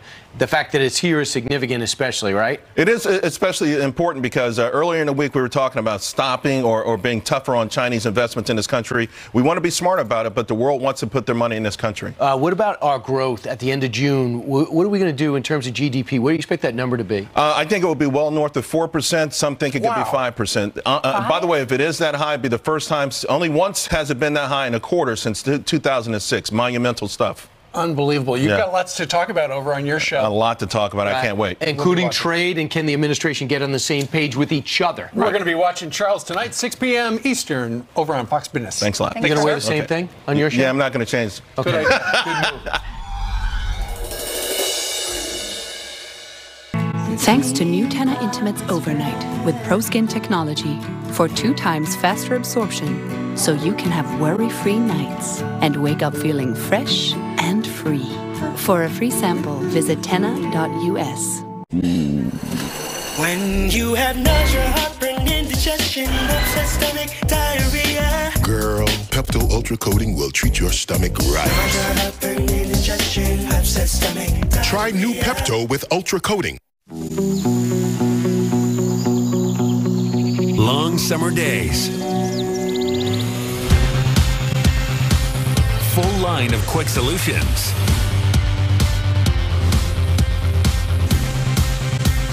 Right now, pick your power in fuel or battery and pick up a great deal on a Stihl. Summer in America is here. Get to your Stihl dealer today. Search STIHL or visit StihlDealers.com. Gabe does a lot for me in mobility. I put a lot of weight on him and a lot of pressure on his joints. I give Gabe Cosequin every morning. Cosequin, proud to support the joint health of service dogs like Gabe. Cosequin, available at veterinarians, pet aisles, and club stores nationwide. It's time to get smart about home security. Introducing Floodlight Cam by Ring, a motion-activated security light with an HD camera. Don't even think about it. With Floodlight Cam, you can stop crime before it happens. Protecting your home has never been easier. Going to the dentist. Have you seen my wallet? If you think it's scary going to the dentist, just think how your wallet feels. Because if you don't have dental insurance, paying the bill can be really expensive. Just a simple cleaning can cost over $150. And things like root canals can cost hundreds, even thousands more. But now you can get dental insurance for about $1 a day from Physicians Mutual Insurance Company. Thank you. Call us for a free information kit. We help cover over 350 procedures, everything from cleanings and fillings to crowns and dentures. Your acceptance is guaranteed for one of these insurance policies, even if you're retired or on Medicare. There are no deductibles and there's no annual maximum. Plus, you can see any dentist. So help protect your teeth and your wallet. Call us now for your free information kit with all the details. I'm Jacqueline. Hi, I'm Heather. My name is Julene. I'm on Match because I'm ready to find my partner. Looking for a real relationship? I'm looking for a serious relationship. With someone who can grow with me. Check out Match right now for free. Face Off in Florida, a critical GOP midterm debate. Brett Baer and Martha McCallum anchor the big event live on America's election headquarters. Part of a powerful lineup tonight. Well, tomorrow is going to be, unlike today, weather-wise. It's going to be sunny and 75 when Toby Mac is out of the plaza in the All-American Summer Concert Series brought to you by Keurig. There's so many great things about this. We love Keurig. We have music tomorrow, and it's going to be Friday. Right. Yay! And in the 6 seconds left, let me urge you to run to the radio. Yes, right? We're going to be right behind you. Thanks, guys. Good morning, everybody. We await the start of what could be a very heated hearing on Capitol Hill. Top brass from the FBI and the DOJ set to testify at this hour. Republican outrage over documents and political bias now reaching a new level. Good morning. I'm Bill Hemmer, live inside of America's Newsroom. This will be a very interesting day today, especially coming off of yesterday, Sandra. Certainly, indeed. Good morning to you, Bill. Well, it is Thursday morning, and I'm Sandra Smith. In just 30 minutes, FBI Director Christopher Wray and Deputy Attorney General Rod Rosenstein will be facing the House Judiciary Committee regarding their department's actions leading up to the 2016 presidential election. Today's hearing comes one day after anti-Trump agent Peter Strzok faced an 11-hour grilling in that session. Also, that is where President Trump's head is apparently this morning, sounding off on Twitter a bit earlier. Here it is. Lover FBI agent Peter Strzok was given poor marks on yesterday's closed-door testimony and, according to most reports, refused to answer many questions. There was no collusion in the witch hunt headed by 13 angry Democrats and others who are totally conflicted is rigged. We are watching the hearing room that will begin in about 29 minutes. This is House Judiciary Committee. This is Congressman Jim Jordan. This is the chairman, Bob Goodlatte. He will be in that room as well, helping to lead part of the questioning. Catherine Herridge will be outside the room, and we'll get her to weigh in just a minute here. But you mentioned the Peter Strzok testimony of yesterday. 11 hours. Apparently, they took one break, according to reports. And Chairman Goodlatte put out a statement saying that the lawyer for the FBI interjected numerous times, and Bob Goodlatte was not convinced that there was no bias based on the answers that Peter Strzok was given yesterday. So that's where we start. Catherine Herridge outside the hearing room with us now. And Catherine, let's begin there. Good morning. Well, thank you, Bill, and good morning. FBI agent Peter Strzok was here on Capitol Hill answering questions for 11 hours, the last 90 minutes, in a classified section. He wasn't in front of a committee under oath, but he was giving a transcribed interview, and there are the same penalties if you lie to lawmakers and congressional investigators. Republicans remain convinced that political bias by Agent Strzok and others infected the Clinton email and the Russia investigations. And as you just noted, they emphasized that an FBI lawyer advised Strzok not to answer questions about an ongoing investigation. There were probably more times that they invoked that they didn't want to talk about an ongoing investigation than I would find appropriate. It's not acceptable. It's not in statute. It's certainly not something that the American people would find acceptable, and I certainly don't find it acceptable either. Throughout the 11-hour deposition yesterday, we had these impromptu briefings from Republicans and also Democrats. Democrats emphasized that they believe the interviews and the requests for records are really an effort to taint the Robert Mueller Russia investigation. Here's Elijah Cummings. Basically, what we have here, the Republicans spending quite a bit of time reinvestigating what the IG has already investigated. One thing to emphasize is that we do expect FBI agent Peter Strzok, based on the statements of the committee chairman Bob Goodlatte, to appear in a public session in the very near future, Bill. Catherine, Rosenstein will be on the Hill today ahead of a big vote regarding records requested from the DOJ and the FBI. What is the status of those documents? That's right. So Catherine? later today, there's going to be a vote on a House resolution. That's right. Later today, there's going to be a vote on a House resolution.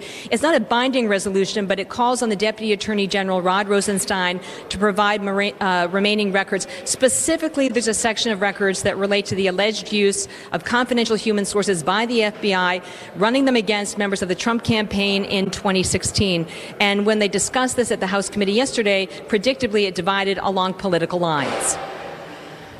All this resolution says is real simple. We want the weight of the full House of Representatives to go on record saying, just give us what we're entitled to have to do our job. I want you to get all the documents that you're entitled to, but I don't want you to basically screw up an investigation that I think is a legitimate investigation. One thing to remember is that this resolution is not binding in the sense that it will force the Deputy Attorney General to provide the records, but it is seen as an important political preliminary step to move forward on contempt or impeachment, which is what some Republicans are advocating, Bill. Catherine, thank you. We await that 26 minutes from now. You're Catherine welcome. Herridge, you bet, on the Hill. You bet. Sandra. Plus, the Supreme Court showdown is already underway after President Trump said he plans to nominate a replacement for retiring Supreme Court Justice Anthony Kennedy very soon. But first, some other breaking news out of the White House. This morning, Chief White House Correspondent John Roberts is live from the North Lawn. John, good morning. Sandra, good morning to you. And we have learned that we are going to be traveling to Helsinki, Finland on the 16th of July. That is the date and the place where President Trump will sit down with President Vladimir Putin of Russia for a summit that will be tacked on to the tail end of the president's upcoming trip to Europe, in which he'll attend the NATO summit in Brussels, as well as a UK visit to stop by and see Prime Minister Theresa May. So mark that in your calendars. Helsinki, Finland, the 16th of July for the Trump-Putin summit. Now on to Justice Anthony Kennedy, long considered the center of the Supreme Court, a crucial swing vote, sometimes siding with conservatives, sometimes siding with the liberal side of the court. He was often known as the 5 in 5-4 decisions. Now the president has the opportunity to solidify a conservative majority in the court for years to come. Last night, paying tribute to Kennedy at a rally in Fargo, North Dakota. Listen here. Great man. And I'm very honored that he chose to do it during my term in office, because he felt confident in me to make the right choice and carry on his great legacy. And now comes the difficult work of choosing a nominee to replace Justice Kennedy. The president has promised that he will choose a candidate from his published list of 25 conservative judges. The front runners are all appellate judges. Brett Kavanaugh from the D.C. Circuit Court of Appeals, the 7th Circuit's Amy Coney Barrett, Thomas Hardiman of the 3rd Circuit, Raymond Ketledge and Amol Thapar, both from the 6th Circuit. With so much at stake now, again, really sort of cementing in a conservative majority here, the president is expected to run into a buzzsaw of opposition from Democrats in Congress. The next vacancy after this one may be even more difficult, because that could make the court 6-3. The president last night saying Senate control is going to be a huge issue in the November election. Democrats want judges who will rewrite the Constitution any way they want to do it and take away your Second Amendment, erase your borders, throw open the jailhouse doors, and destroy your freedoms. We must elect more Republicans. We have to do that. President very active on Twitter this morning, talking a lot about the Russia investigation and Peter Strzok. We won't hear from him in person until this afternoon. He's in Wisconsin. He'll be giving remarks to the opening of a new Foxconn plant in Mount Pleasant. They're going to start building your iPhones and iPads right here in the good old USA. Sandra? All right, just your average Thursday morning at the White House, right, John? Thank you. Back to that hearing right now. Texas Republican John Ratcliffe is on the House Judiciary Committee. Sir, good morning. Thank you for your time today. Three topics. Let's move through them quickly. First, on the hearing, what will we learn starting at 9:30, sir? Well, we're going to talk a lot about what happened yesterday with Agent Strzok. As you know, his lawyer said his goal in appearing before our committee was to clear his good name. He didn't. If his goal was to provide plausible explanations for how his hateful text messages didn't impact his actions and decisions, he failed. And if his goal was to bring legitimacy to the FBI and the Department of Justice in the two highest profile investigations in recent times, he failed miserably. In short, Peter Strzok didn't help himself, he didn't help the FBI, and he didn't help the Department of Justice. But most importantly, Bill, he didn't help Bob Mueller. Agent Strzok's testimony yesterday, in many respects, raises and in other respects confirms that there are real questions about the validity and credibility of Bob Mueller's foundational evidence. And so what you're going to hear from me today is questions to the Deputy Attorney General and the FBI Director about how that evidence is not fatally flawed, and give them an opportunity to explain. Wow, that is some damning commentary.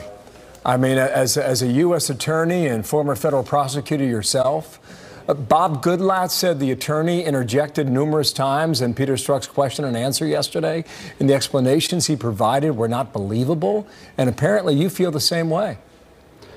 I think Chairman Goodlatte understated it. It was certainly dozens and dozens of times that the FBI counsel there advised Agent Strzok not to answer. Remember, Bill, we were in a classified setting reviewing, supposed to be reviewing classified documents that certain members of Congress, including me, have already seen. We simply wanted to have the opportunity to ask the FBI about their conduct related to those documents that we've already seen.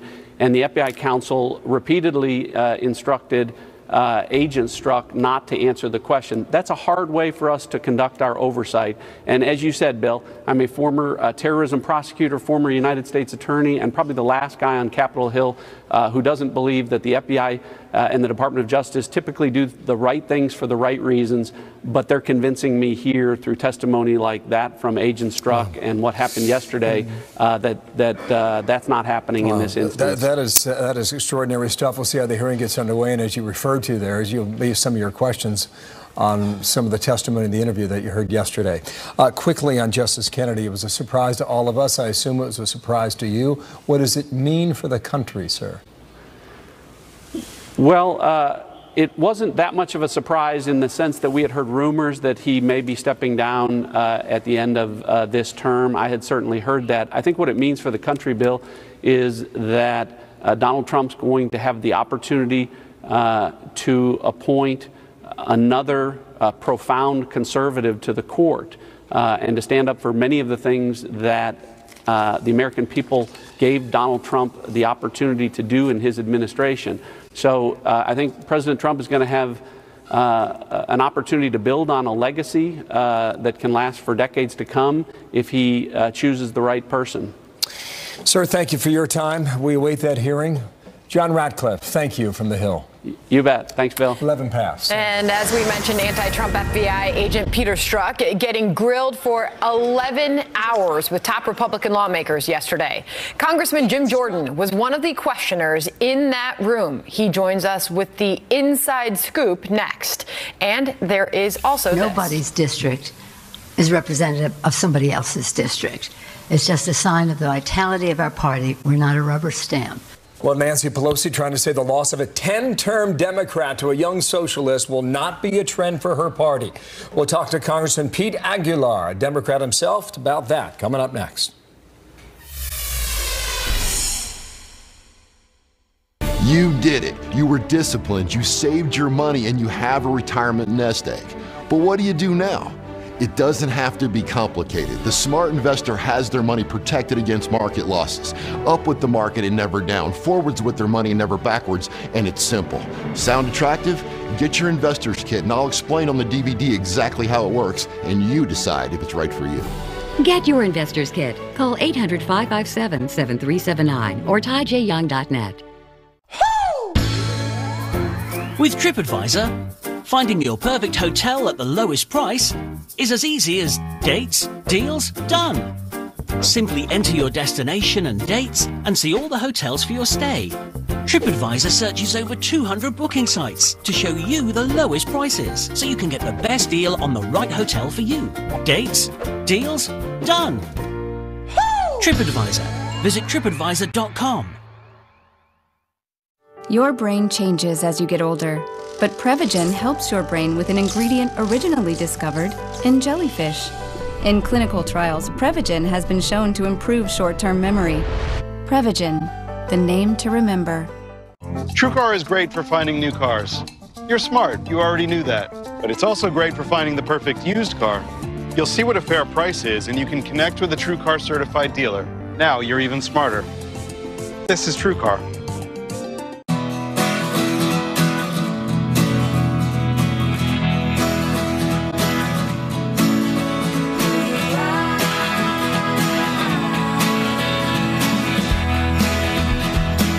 Promote what makes your business great with Vistaprint business cards. With more shapes, paper stocks, and finishes to choose from, you can create the card that's right for your business. 500 standard cards start at just $9.99 when you enter promo code 500cards at Vistaprint.com.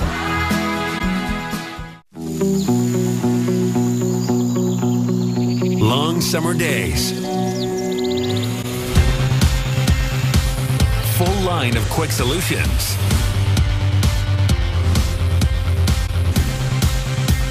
Right now, pick your power in fuel or battery and pick up a great deal on a Stihl. Summer in America is here. Get to your Stihl dealer today. Search STIHL or visit StihlDealers.com. Pain used to shut me down during pickup games. But with odor-free Blue Emu Continuous Pain Relief Spray, I can box out any muscle or joint pain immediately. Blue Emu Continuous Pain Relief Spray. It works fast and you won't stink. If you've been turned down for a mortgage because of credit or tax return issues, Cash Call Mortgage now has credit and income-solving mortgages for people like you. Just call 855-890-CASH and we'll work with you to find a solution to your mortgage issues. So we are about 20 minutes away from the start of this House Judiciary Committee hearing room with Christopher Wray, the FBI Director, Rod Rosenstein. They'll be in there a day after the anti-Trump agent from the FBI, Peter Strzok, faced 11 hours of questions from Republicans. Jim Jordan was in that room. He was one of 6 doing the questioning. And, sir, you're with me now. Good morning to you before you head in that hearing room. I was a bit surprised by John Ratcliffe's commentary there a moment ago. He said Peter Strzok did not help himself, and Peter Strzok did not help Bob Mueller. What happened there? Yeah, very true.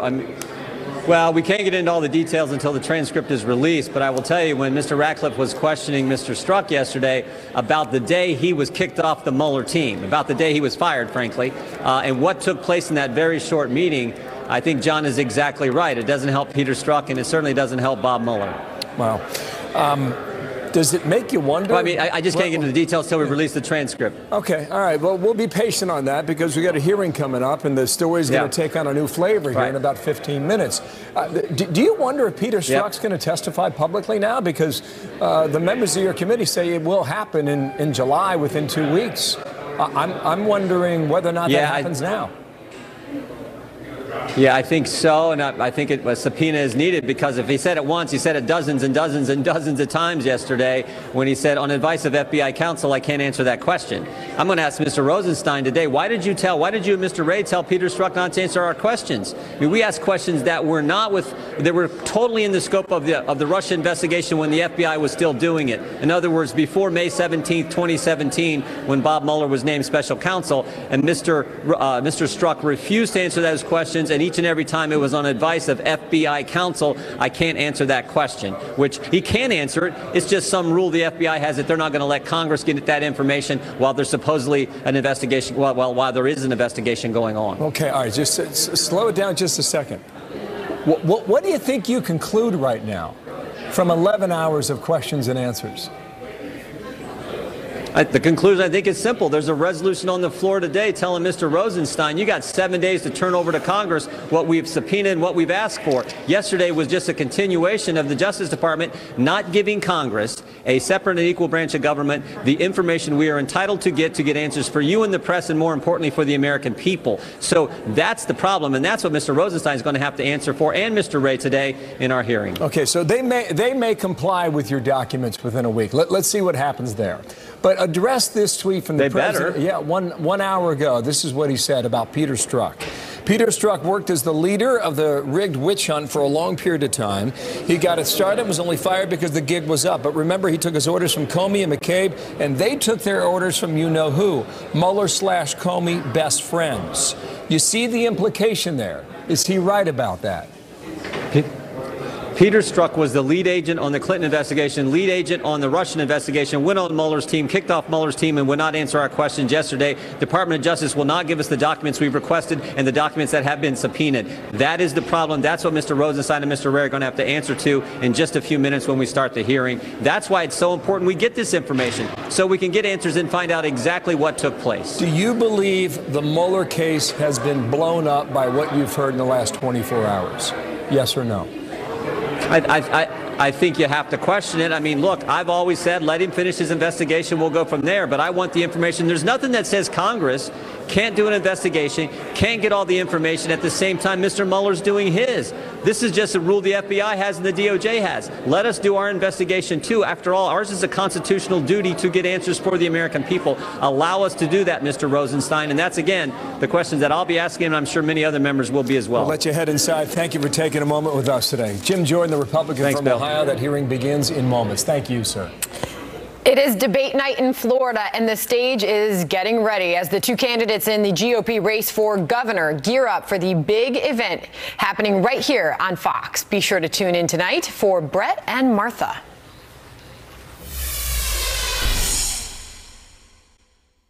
This program is brought to you by Novartis.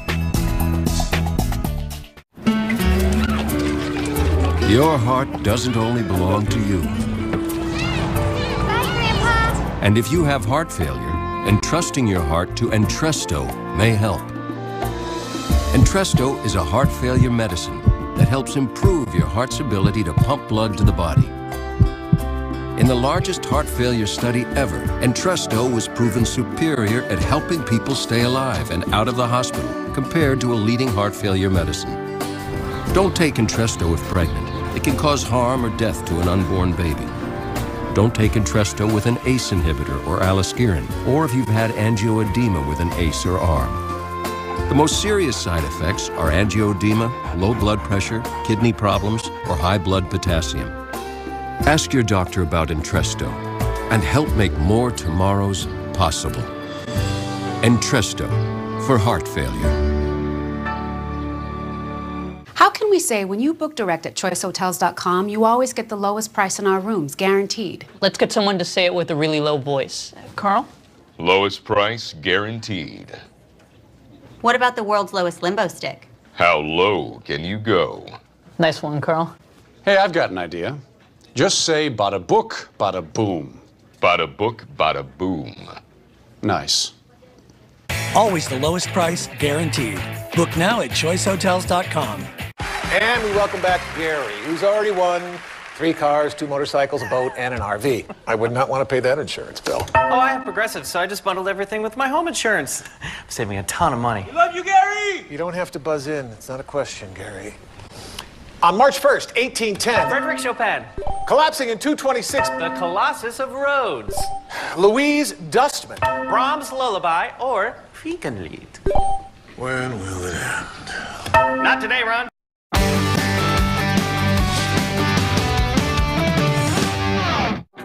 Stressed because you have $10,000 or more in credit card debt? Freedom Debt Relief could help you be debt-free in as fast as 24 to 48 months. We were drowning in credit card debt. We can help. Freedom Debt Relief is the largest debt relief company in America. We've settled over $8 billion in debt for over 500,000 people. I was relying on credit cards and my debt just ballooned. No matter how you got into debt, our certified debt consultants are standing by for a free no-obligation consultation. 800-596-3811. Freedom Debt Relief was a lifesaver. They got in touch with my creditors and reduced what I owed. With one low monthly program payment, it's the smart way to handle credit card debt. Finally being out of debt is a really good feeling. End your debt stress now. Call Freedom Debt Relief. 800-596-3811. That's 800-596-3811. Democrats want open borders, and crime happens automatically when you have those open borders. Everybody comes in, including the vile gang MS-13, which Nancy Pelosi has gone out and wants to protect. President Trump taking aim at Democrats after the GOP immigration bill fails in the House. That bill overwhelmingly rejected yesterday by not only Democrats, but many Republicans as well. Joining us, California Democrat, Congressman Pete Aguilar. Congressman, thanks for joining us this morning. Where did you fall on this vote, first of all? Thanks for having me, Sandra. I was a no on the bill, and I joined, I think it was 300 of my colleagues, Democrats and Republicans, who rejected this assault on ending legal immigration. As well, the bill also put $7 billion into additional detention facilities. It was the wrong bill and didn't have a path to citizenship. That's why we rejected it. Only 121 Republicans voted yes. So what is the future of getting something done on immigration in the House? Well, I think if we want to get something done, it has to be bipartisan. Clearly, the votes over the last week have shown that there is not a Republican bill that can get 218 votes. This so-called compromise bill was only a compromise between the right and the far right. So what we need to do is do a bipartisan bill, have Democrats and Republicans, similar to the bill that I have with Republican Will Hurd from Texas. 29 Democrats, 29 Republicans are on that bill. That's the type of bill that could get support of a majority of our colleagues in the House of Representatives. Congressman, what about this idea of a more narrow measure introduced that just deals with the family separations that has been floated about? Well, it depends on what it looks like. We haven't seen any language, but if it's the same language that was in the Goodlatte bill, all that did was codify into law indefinite family detention, and that's a non-starter for us. Having kids with their parents continue to be detained in cages indefinitely is not the solution. But if Republicans genuinely want to solve this issue, then they can come to the table and work with Democrats to address this. We have a bill that does just this, so we're going to continue to work. This is something that needs to be fixed, without a doubt. The American public agrees with us, and we're looking to solve it as well. Congressman, I want to get your reaction to Nancy Pelosi. She's addressing Joe Crowley's loss to a Democratic socialist in New York. She seems to be downplaying that a bit. Listen to this, and I want to get your reaction. Nobody's district is representative of somebody else's district. It's just a sign of the vitality of our party. We're not a rubber stamp. District, she says, Congressman. Well, look, I mean, first thing I want to say is to Congressman Joe Crowley, the chairman of our Democratic conference. He's a friend, and he's served his progressive community, and he's served our caucus incredibly well. But what I will say is that we look forward to welcoming our new colleague to Congress. But we're a big tent, and that means we have a lot of ideas, and some of my colleagues, as long as they share the same ideals about making sure that people have jobs, affordable health care, and quality education, we're going to be a big tent. We might have different ideas on how to get there, but we'll work through that. Sounds like you are echoing sentiment of Nancy Pelosi there. Congressman, thank you for coming on the program this morning. Thank you. All right. A moment ago, Rod Rosenstein arriving ahead of the hearing with the House Judiciary Committee, so he is on the Capitol. Republicans saying they're trying to get to the bottom of what both agencies were doing leading up to the 2016 election. So hang on, we're going to take you there live in a moment. Coming up next. As a spouse, you serve too. We're the Hells, and we're USAA members for life. See how much you could save with USAA by bundling your auto and home insurance. Get a quote today. I've always looked forward to what's next, and I'm still going for my best, even though I live with a higher risk of stroke due to AFib not caused by a heart valve problem. So if there's a better treatment than warfarin, I'm up for that. Eliquis. Eliquis is proven to reduce stroke risk better than warfarin, plus has significantly less major bleeding than warfarin. Eliquis is FDA approved and has both. So what's next?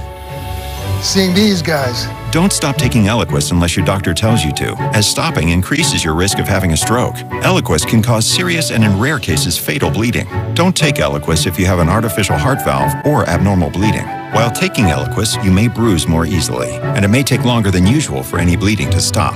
Seek immediate medical care for sudden signs of bleeding, like unusual bruising. Eliquis may increase your bleeding risk if you take certain medicines. Tell your doctor about all planned medical or dental procedures.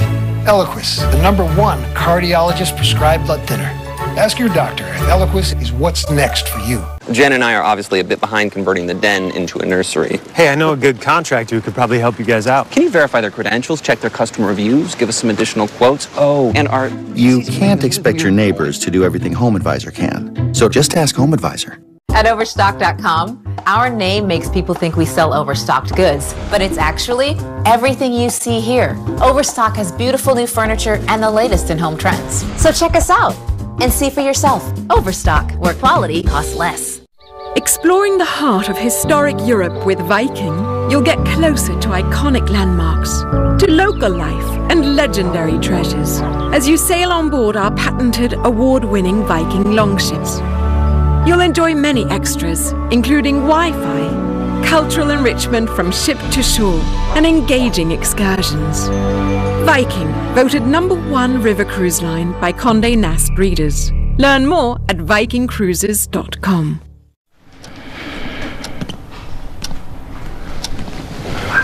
I finally figured out what car to get. Now, where to find the best deal? You know, why don't I help? What's that? Car Gurus. Color? Silver. Car Gurus?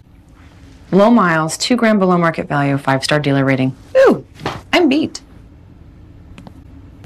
Let's do it your way then. I heard that. Go to Car Gurus today to find great deals from top-rated dealers near you. Moments away now, FBI Director Christopher Wray and Deputy Attorney General Rod Rosenstein will be in the hot seat. Rod Rosenstein, as you can see, has entered the room. That's a live shot on Capitol Hill, where the House Judiciary Committee will grill them about what was happening in the FBI and the Justice Department leading up to the 2016 election. Let's bring in the America's Newsroom A-Team, Thomas Dupree, former Deputy Assistant Attorney General under President George W. Bush, Jessica Tarlov, Senior Director of Research at Bustle.com, and Noah Rothman, Associate Editor at Commentary Magazine. As you can see, the hearing room is filling up at the moment. Tom, your expectations for what is shaping up to be a pretty fiery hearing? Oh, I think that's exactly what it's going to be. I mean, look, these are the guys that Congress and House Republicans in particular want to have in the crosshairs. They have a lot of questions, a lot of unanswered questions. As we know, there's been a very violent dispute over document production. And this is the day that the House Republicans have been waiting for. I'll be watching this to see if there is any possibility, any room for compromise. I keep hoping that they will. So far, we've been disappointed, but I think today is the day when maybe we'll get some answers to the questions, or at least we'll see if the House Republicans are serious when they say there will be serious consequences to pay if DOJ doesn't give them the information they want. Noah, the American people are going to be listening here to find out anything they can. There's Chairman Goodlatte, obviously there, by the way, as we heard not a lot about what Peter Strzok said in that meeting yesterday. Still waiting to hear that. It was a closed door interview type session there. This obviously a public hearing. Your expectations? I'd be curious to see the extent to which we see political positioning as up to the Russia probe in 2016, and the extent to which we draw broader conclusions about that I don't think are supported. I don't think, for example, Charles Grassley would support those. He doesn't see any evidence for a conspiracy, but we don't know all the facts yet, so that's what we want to know. Jessica, ahead of this, the House Judiciary Committee sent out a statement saying that Wray and Rosenstein will testify about the Inspector General's recent report concerning the handling of the probe of Hillary Clinton's private email server. What are your expectations? I'm hopeful that it won't be too defensive, so that the congressmen and women up there won't be too aggressive, and Christopher Wray and Rod Rosenstein will feel comfortable answering in, I wouldn't say a collegial manner, but not being too defensive about what came out in the IG report. We know that there were bits and pieces for each side there. If you were a partisan, you got something out of the IG report, but it certainly has put the FBI and DOJ on notice, as it were, saying that there were mistakes that were made and that some of these firings were certainly what was supposed to happen. So I think the tone will be really interesting to see how defensive it is, rather than, as Noah was saying and Tom pointed out, that we really want to get to the bottom of what was going on in the 2016 election instead of more political posturing. As you can see, Christopher Wray, the FBI director, has now entered the room as well. Tom, probably just a few moments away here from the beginning. Your thoughts on the line of questioning from Congress? I think we're going to see two lines of questioning. I think one line of questioning is going to be basically, when are we getting the documents? We have asked for them. Are you going to cooperate, or are you going to continue to stonewall? I think that's one line of questioning. I think the other line of questioning, as Jessica alluded to, is there are open questions from the Inspector General's report. I think that there was a timing will be at odds here because there's an issue, revolving around the Carter Page FISA application. Did that start before the investigation began? What's the timing there? And we've heard that there hasn't been a clear answer from them thus far as to when that actually kicked off. And partisans would say, oh, it started with George Papadopoulos on the Democrat side. Republicans would say this is all about what happened with Carter Page. So hopefully we'll get a definitive answer here. Ahead of this hearing, Mark Meadows, a leading conservative from North Carolina, said it's really all about getting to the heart of any matter and transparency. Rod Rosenstein just shaking Trey Gowdy's hand there ahead of what could be a pretty fierce, pretty heated hearing on Capitol Hill. And of course, this is the second trip to Congress for Christopher Wray this month. What will be different about what we are about to see, Noah, in this hearing room versus the last time we heard from Wray? What I find most remarkable here is the extent to which we're seeing this fight between a Republican-led Congress and a Republican administration in the White House. This is Donald Trump's DOJ, and many members are flirting with the prospect of holding the Deputy Attorney General, in contempt, or possibly even impeaching somebody of that stature. And this isn't like impeaching Eric Holder with an adversarial relationship between the House and a Democratic administration. This is the president's DOJ. He can say these documents have to be provided, and the extent to which you have not provided them is a violation of our understanding with our colleagues in the House.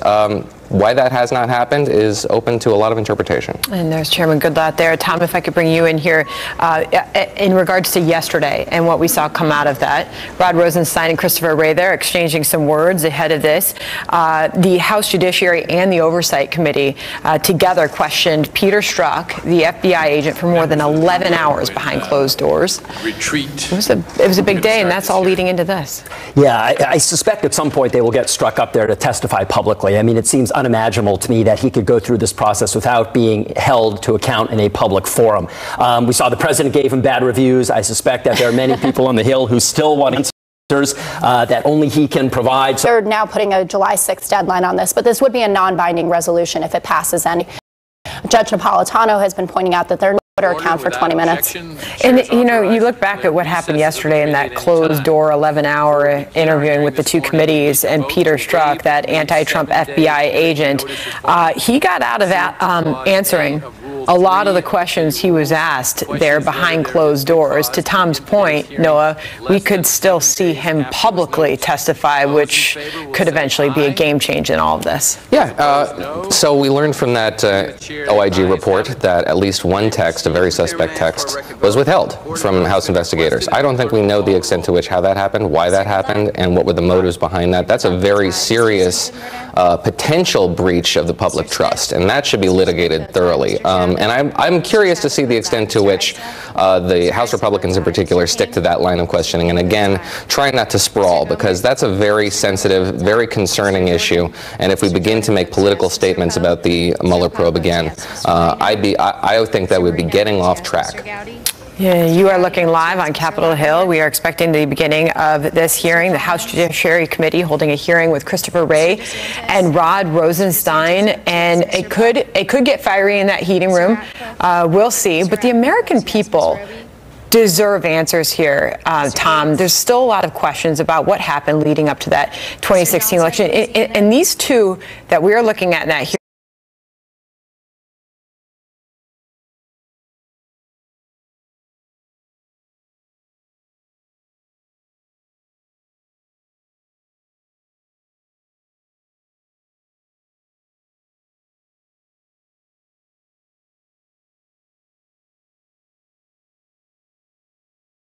With dentures, the ability to taste food, to bite and chew is altered. The worst thing about dentures, bone loss.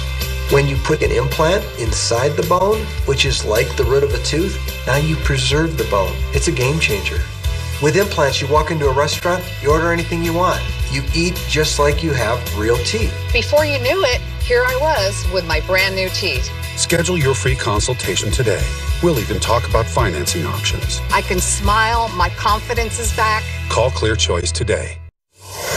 Waiting on this hearing to begin, we understand Jerry Nadler, the Democrat from New York, is not yet in the room, but when he appears, we'll get underway with the opening statements and the question and answer will follow. Christopher Wray, head of the FBI, Rod Rosenstein, Deputy AG there in the room, and we will get underway in a matter of moments here. At the heart of this hearing, remember, is the decisions the Department of Justice and FBI made regarding the Hillary Clinton email investigation, and then dovetailing off of that is the Russia matter that surrounds the Trump campaign of 2016. So we're going to jump in now. This is going to go on for hours to our audience, so you know, but this could be very interesting based on some of the statements we've heard already. John Ratcliffe on the committee, he talked about the 11-hour interview yesterday with Peter Strzok. Ratcliffe says he did not help himself meeting Strzok, and he did not help Bob Mueller. So we'll see where we go. The chairman of the committee, Bob Goodlatte, the Republican from Virginia, now with his opening commentary as we go in live on the Hill. These tools are not manipulated by unscrupulous actors. The recent Inspector General's report revealed bias in the top echelons of the FBI during a hotly contested presidential election. It revealed that FBI agents, lawyers, and analysts held profound biases against then-candidate Donald Trump and in favor of his opponent, Hillary Clinton, while those on the other side of the aisle continue to exclaim that these biases are only personal political predilections that had no effect on the operation of one of the biggest investigations in our nation's history. I wonder whether these same members would say the same if text messages had turned up to the tune of "Hillary is a disaster," or "We'll stop her," or cursing her with all manner of expletives, or smugly stating that particular parts of the country smell of Hillary supporters. These types of comments were originating from people who were the fact finders in the investigation. These profoundly inappropriate comments were coming from the individuals who were making decisions on whether to provide immunity to people who had already lied to investigators, and whether subjects of an investigation could sit in on interviews with other subjects of the same investigation. These were individuals who were plainly in positions of great power with the opportunity to place greater, lesser, or even no emphasis on certain facts or interpretations of law. These actions led to complete legal exoneration of everyone involved in sending top-secret emails over personal servers and unsecured emails, and setting up a server for the explicit purpose of doing this. These actions even led to exposing at least one classified email to a foreign party that risked serious damage to our national security. Amazingly, considering their overwhelming biases, these people were also the very same people who were assigned to investigate the man that they hated, then-candidate Donald Trump. My reference to the Church Committee is apropos because it not only reviewed abuses by individuals, including the FBI director himself, but focused in on surveillance abuses. Here we now face the same allegations, yet in manner that goes to the heart of our democracy. It is right out of a novel, with salacious, unverified dossiers, reports of informants that appear more like spies for the U.S. government, and application of the aforementioned surveillance powers to collect on a U.S. person once associated with President Trump's political campaign. But it's not a novel, it's real life, and we are here today to understand a little bit more about why we now must review how our intelligence and law enforcement agencies engage in activity that appears not only wrong, but potentially illegal.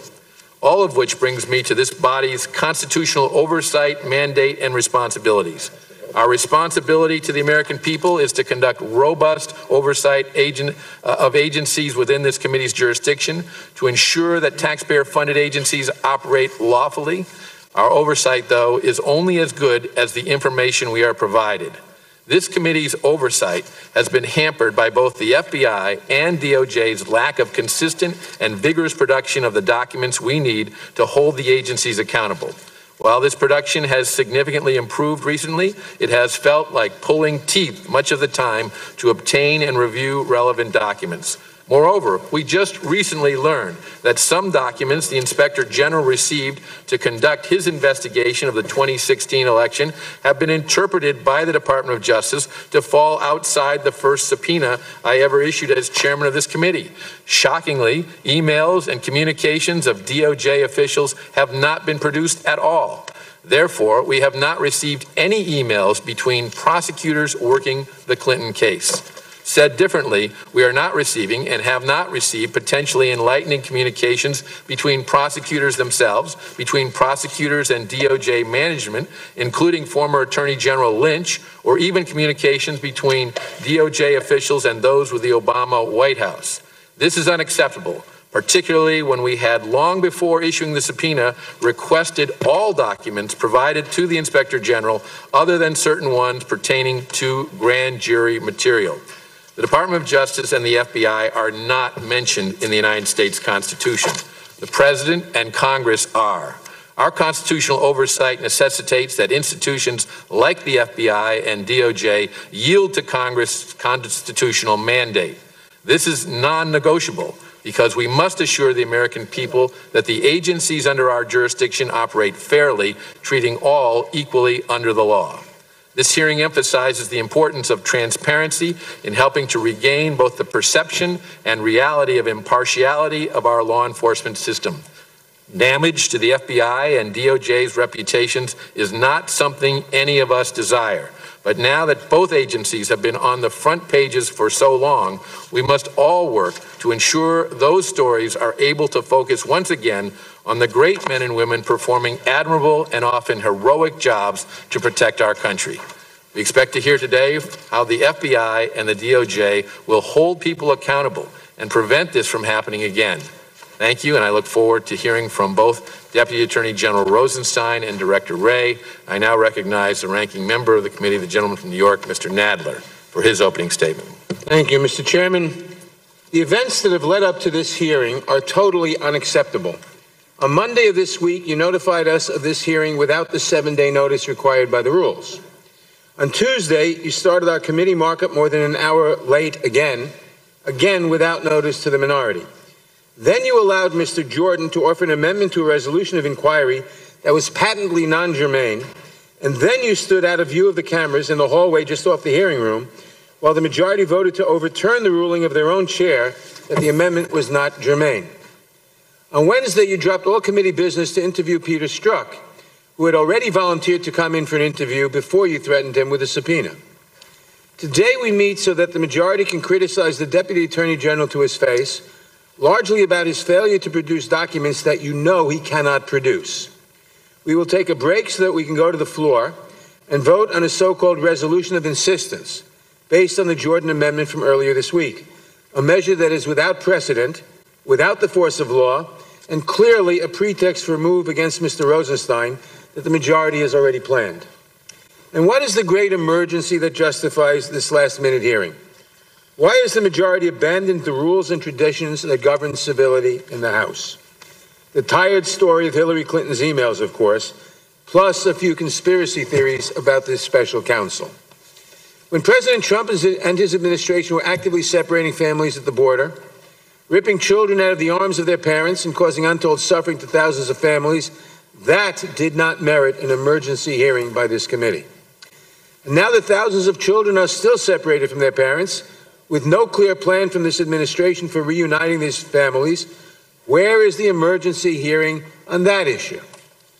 We know that Russia, after successfully interfering with our 2016 elections, is actively working to disrupt the upcoming elections as well.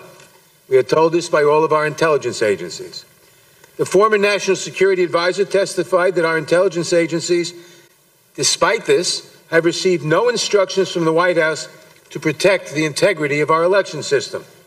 Have we scheduled an emergency hearing on that matter? For that matter, have we conducted any oversight at all on election security, on the family separation crisis, on the administration's failure to protect Dreamers, on the Justice Department's radical decision not to defend the Affordable Care Act in court, on the Supreme Court's recent decisions to undermine voting rights and workers' rights, on the President's ongoing conflicts of interest and clear violations of the Emoluments Clause of the Constitution, or on the myriad other pressing issues within our committee's jurisdiction? No. As with so many issues, this committee stays silent. But on Hillary Clinton's emails, sound the alarms. Despite an Inspector General's report that in more than 500 exhaustive pages demonstrates conclusively that the outcome of the Clinton investigation was not affected by any improper bias, political or otherwise, we are wasting precious committee time to chase Hillary Clinton yet again. The Republicans seem desperate to prove that there was some sort of pro-Clinton and anti-Trump conspiracy within the FBI, when in fact the overwhelming evidence shows exactly the opposite.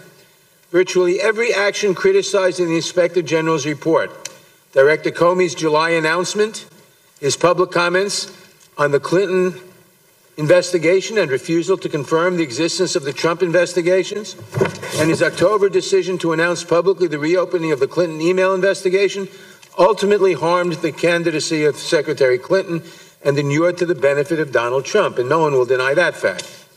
But I guess we shouldn't let facts stand in the way of a good manufactured emergency. According to the Republican memo for today's hearing, today is also an opportunity for members to consider, quote, the Justice Department's compliance with the committee's March 22nd subpoena, close quote. A subpoena that was not issued in compliance with House rules and therefore cannot be enforced. Even if it were a properly issued subpoena, the fight over document production seems to have boiled down to certain documents that the Republicans know the Department of Justice cannot turn over. Much of it evidence relating to an ongoing criminal investigation, the scoping documents outlining specific lines of inquiry in an ongoing criminal investigation, and the identities of confidential human sources still working undercover in the field. And that, of course, is the whole point. As part of their coordinated and determined effort to undermine the special counsel's investigation, Republicans are requesting documents they know they cannot have.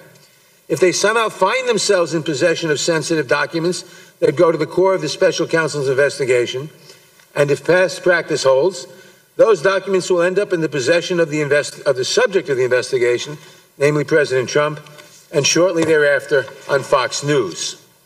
And if the majority is rightly denied, they will do their best to undermine the credibility of the Department of Justice, the credibility of the Deputy Attorney General, and by extension, the credibility of the special counsel. They will likely try to hold Mr. Rosenstein in contempt. Some have even threatened him with impeachment. They may argue that he must be removed from his oversight role over the special counsel's investigation. This is an investigation, I might remind my colleagues, that has already yielded 5 guilty pleas and that has led to the indictment of 20 people so far. The president and some of his closest advisors are under investigation for having participated in a criminal conspiracy with a foreign power against the United States. That is an emergency. The president practically confessed to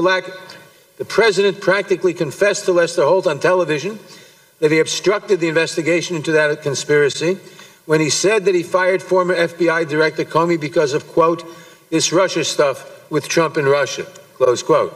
That is an emergency. But is that the subject of today's emergency hearing? No. Or of any emergency hearing? No, it is not. I know that this has been a hard week for the majority. I know that it must be tempting to change the subject and rally the base with cries of lock her up. But we do not have the luxury of hiding or voting present at this critical juncture for our democracy. We cannot hide from our responsibilities. We cannot hide from our obligation to conduct oversight of a corrupt administration.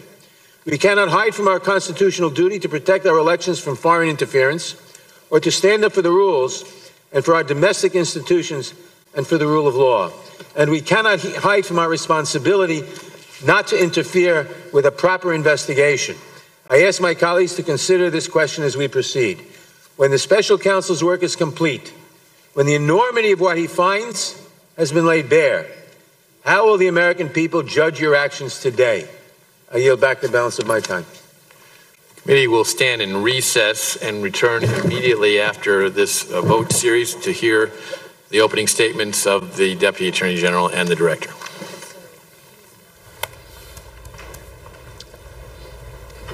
So we were anticipating opening comments, and they will be put on hold for the moment. But you can see the political battle lines being drawn there. Jerry Nadler called the Hillary Clinton email matter a tired investigation. We've got our panel on the wing. We will get commentary from them. But since we're coming up on 10 o'clock in the morning and they're going to take a break, why don't we squeeze in a break as well? And we shall be back momentarily. So the hearing is going to be on for some time. It's going to go for hours. And if you think about Chairman Goodlatte's commentary from yesterday after the 11-hour question and answer interview with Peter Strzok, Chairman Goodlatte put out a statement. He said the FBI counsel ordered Mr. Strzok not to answer many legitimate questions he was asked. We intend to hold a public hearing soon. We'll see how much of they get into that today. But House lawmakers on this committee, on the Republican side, are expecting Strzok to be on the Hill. But based on some of the commentary we're getting already about that interview from yesterday, you might wonder whether or not there might be a Fifth Amendment invoked here in Washington. Get a break here. Back in a moment. Back inside that hearing room.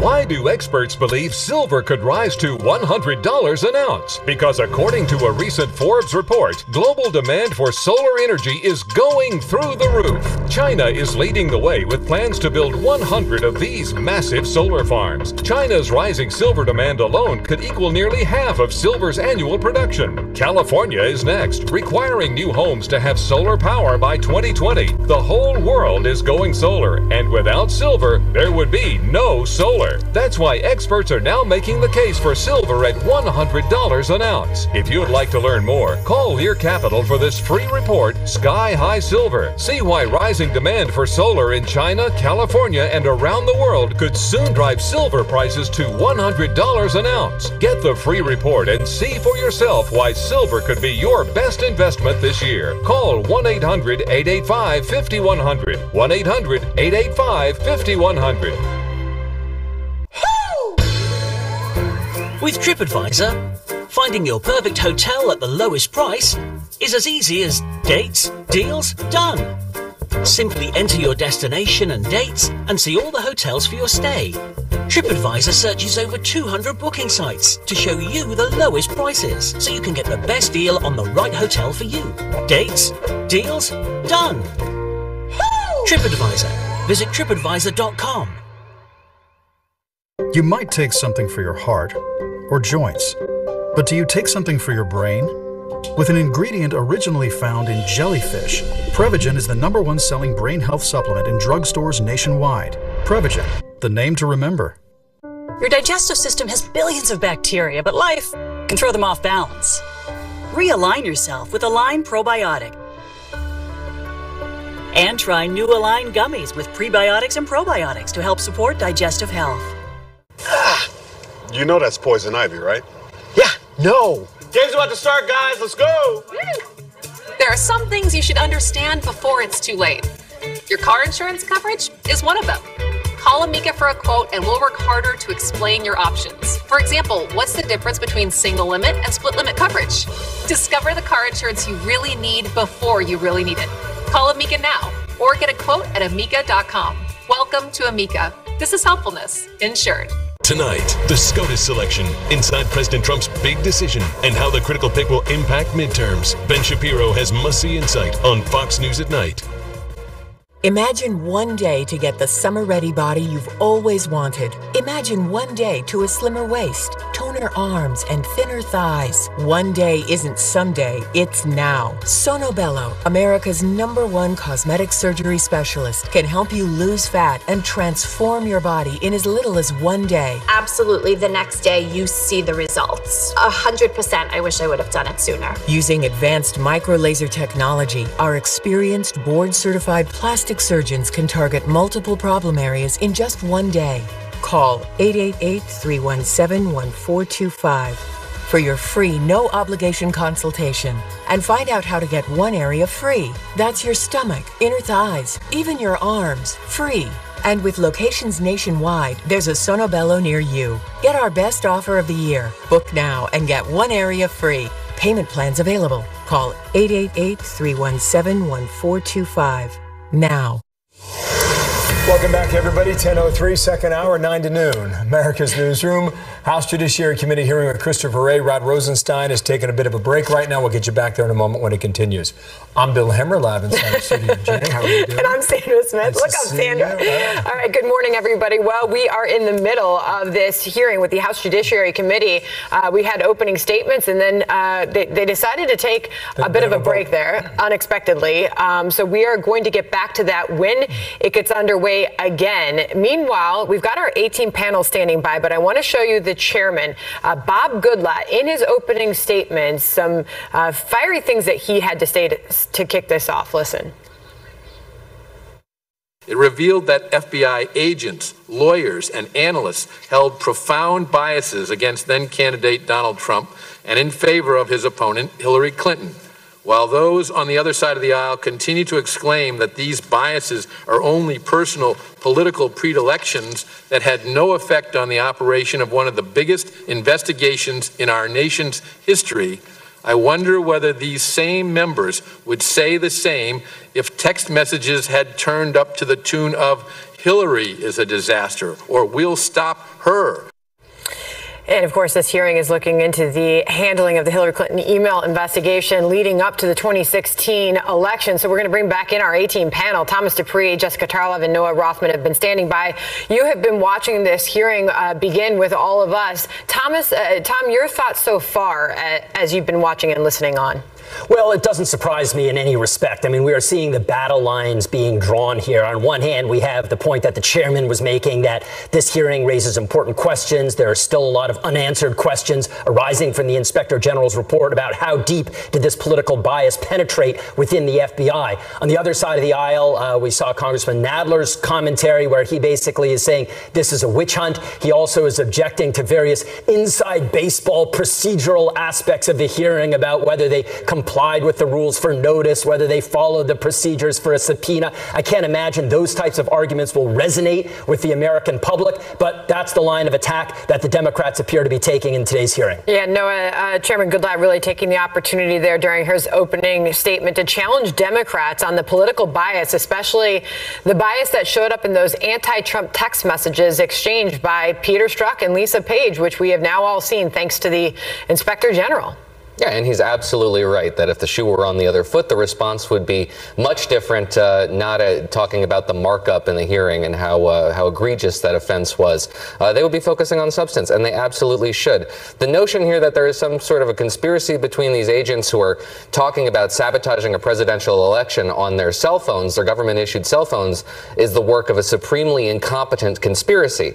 That being said, the notion now that we had this individual who had a clear bias was on both Hillary Clinton's investigation and on the Mueller probe briefly, and that texts suggesting that there was something afoot were withheld from Congress, but possibly not Robert Mueller, raised some very serious questions and don't reflect very well on either the FBI or the probe. And to the extent that Democrats want to deny that or not actually investigate that thoroughly and air those concerns only makes them more serious, more significant. Well, we will get opening statements in a matter of moments here. Catherine Herridge outside that hearing room. Let's go to you now live. And we heard from Chairman Goodlatte and others. What's expected next? That's right.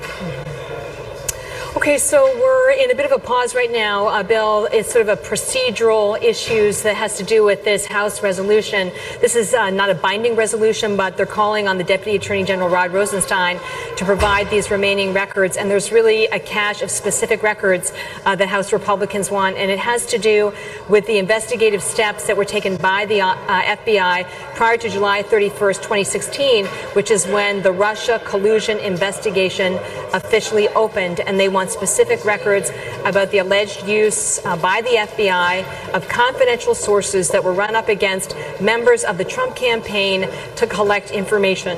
So if this goes forward, it kind of sets the table, if you will, politically for some Republicans who feel that a lack of providing the records really warrants something even more serious for the Deputy Attorney General, which would be contempt or impeachment proceedings. When they come back from this procedural break, what we're expecting are opening statements from the FBI Director Christopher Wray, as well as the Deputy Attorney General Rod Rosenstein. We expect them to address some of the findings of the Inspector General's report into their decision-making over the Clinton email investigation in 2016 and what recommendations they're attempting and they will follow through and adopt. The thing that I'm looking out for today specifically has to do with yesterday's deposition of FBI agent Peter Strzok. Like a lot of these situations, based on my experience covering this topic for about 17 years now, it's often the questions that are not answered that can be the most important. And what I've heard from lawmakers privately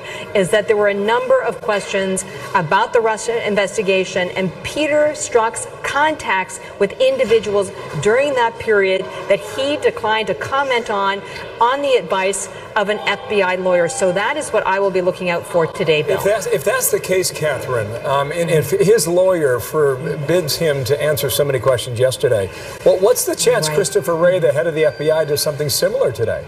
Is that likely?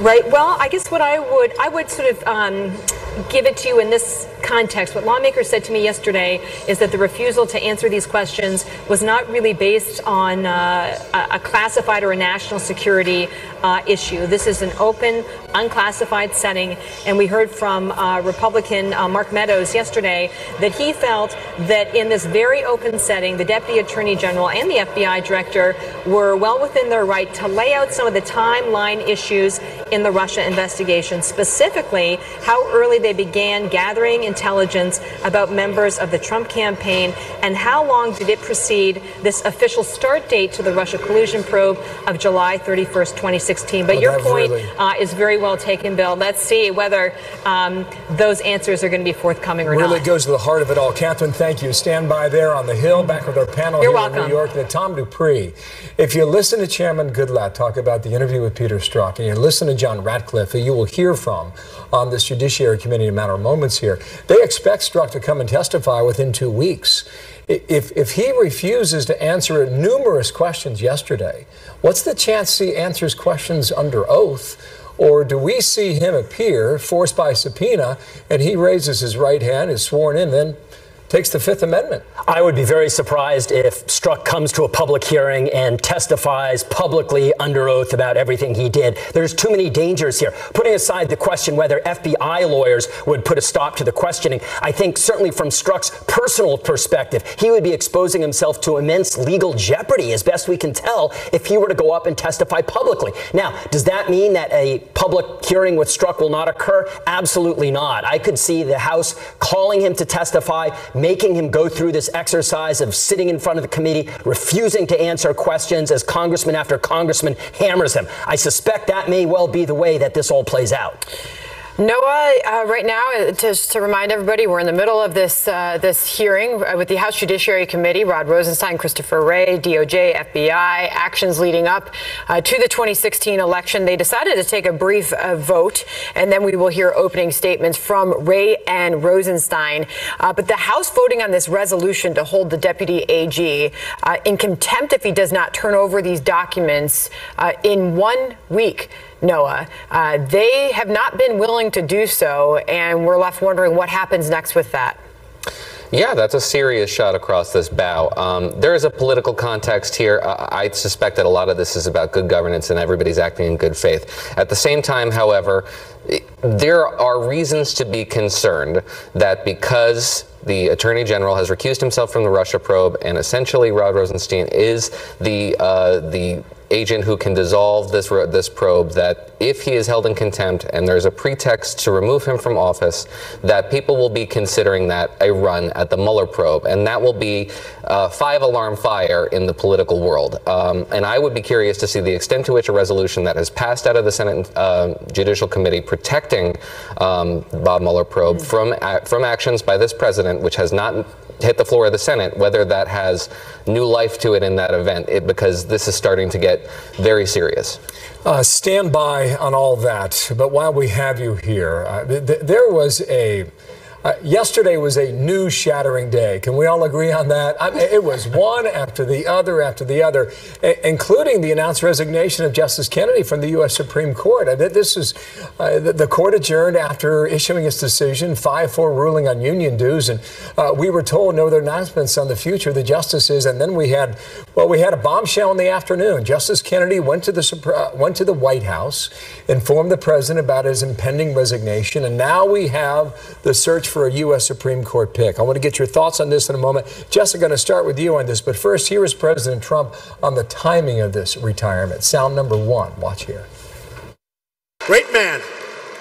And I'm very honored that he chose to do it during my term in office because he felt confident in me to make the right choice and carry on his great legacy. You have Republicans still in control, majority of the Senate. And Jessica, you wonder if Democrats can do anything to stop this. My guess is no. And it comes during an election year. What is the impact of that, do you think? Well, the impact is tremendous, not just on the election, but for the next 30, 40 years in the country overall. The president is right. Half right there that Justice Kennedy was retiring when a Republican was in office. And I think having Neil Gorsuch, who was his law clerk and his favorite clerk as the first selection by President Trump, made him feel safer in making this decision. The impact is tremendous. Justice Kennedy, as we know, is a swing vote in the gay rights cases. There's a lot of talk now about Roe v. Wade, and that's what will be next up there on the chopping block, though I don't believe there's any case making its way up there. We do have two pro-choice Republican senators in Susan Collins and Lisa Murkowski. We also have Jeff Flake, who has said that he is going to deny Trump any judicial nominees over his grievances with the president's tariffs policy.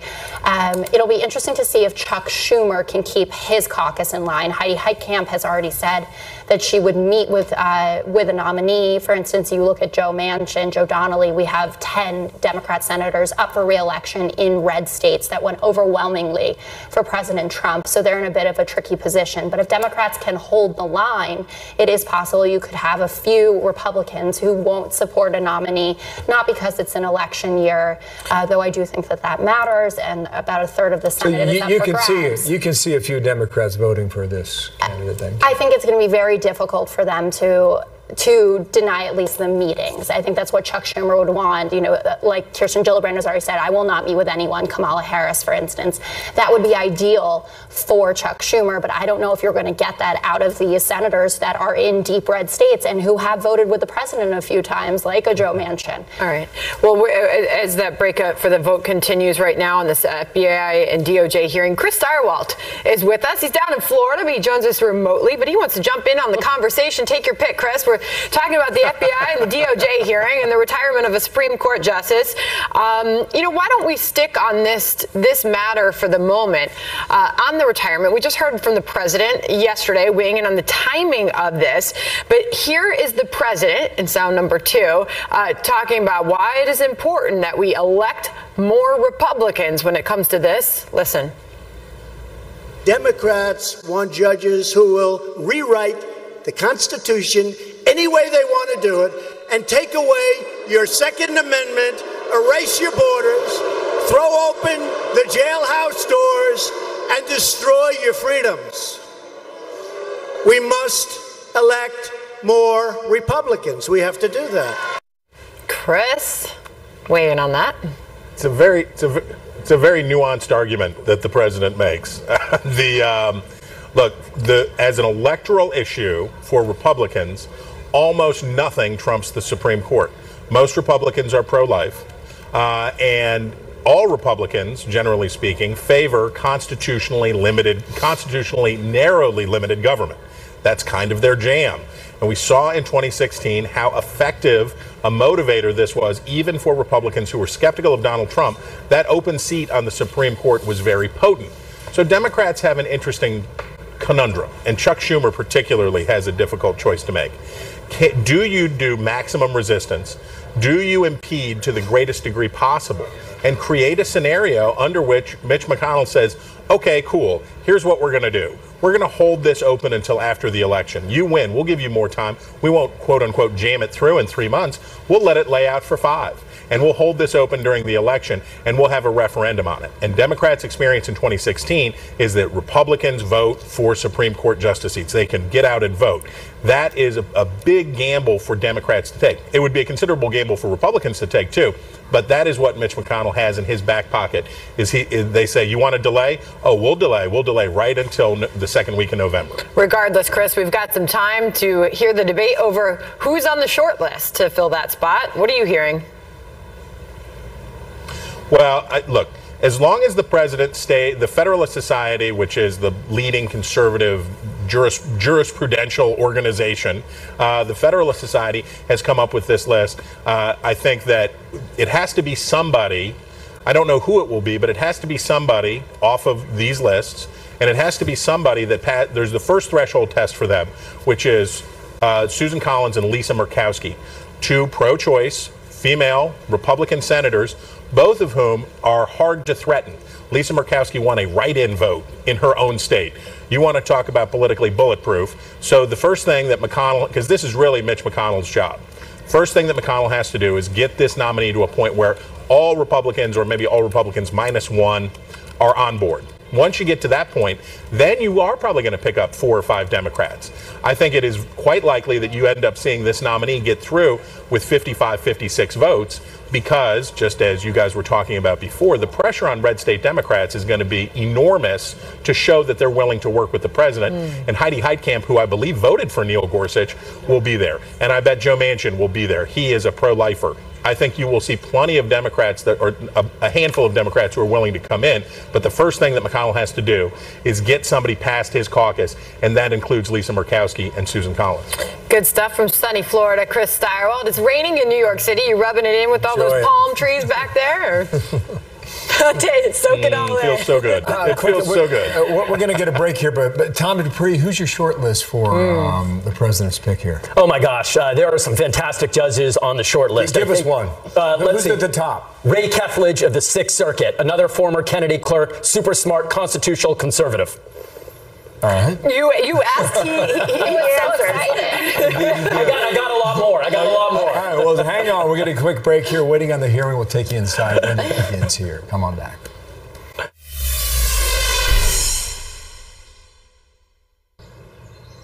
The pecan chicken salad sandwich is back with the same chicken, pecans, celery, and grapes as last time. Because Arby's likes tradition, and Arby's also likes change. Because there's this new sandwich with new ingredients like the zesty avocado spread you see here.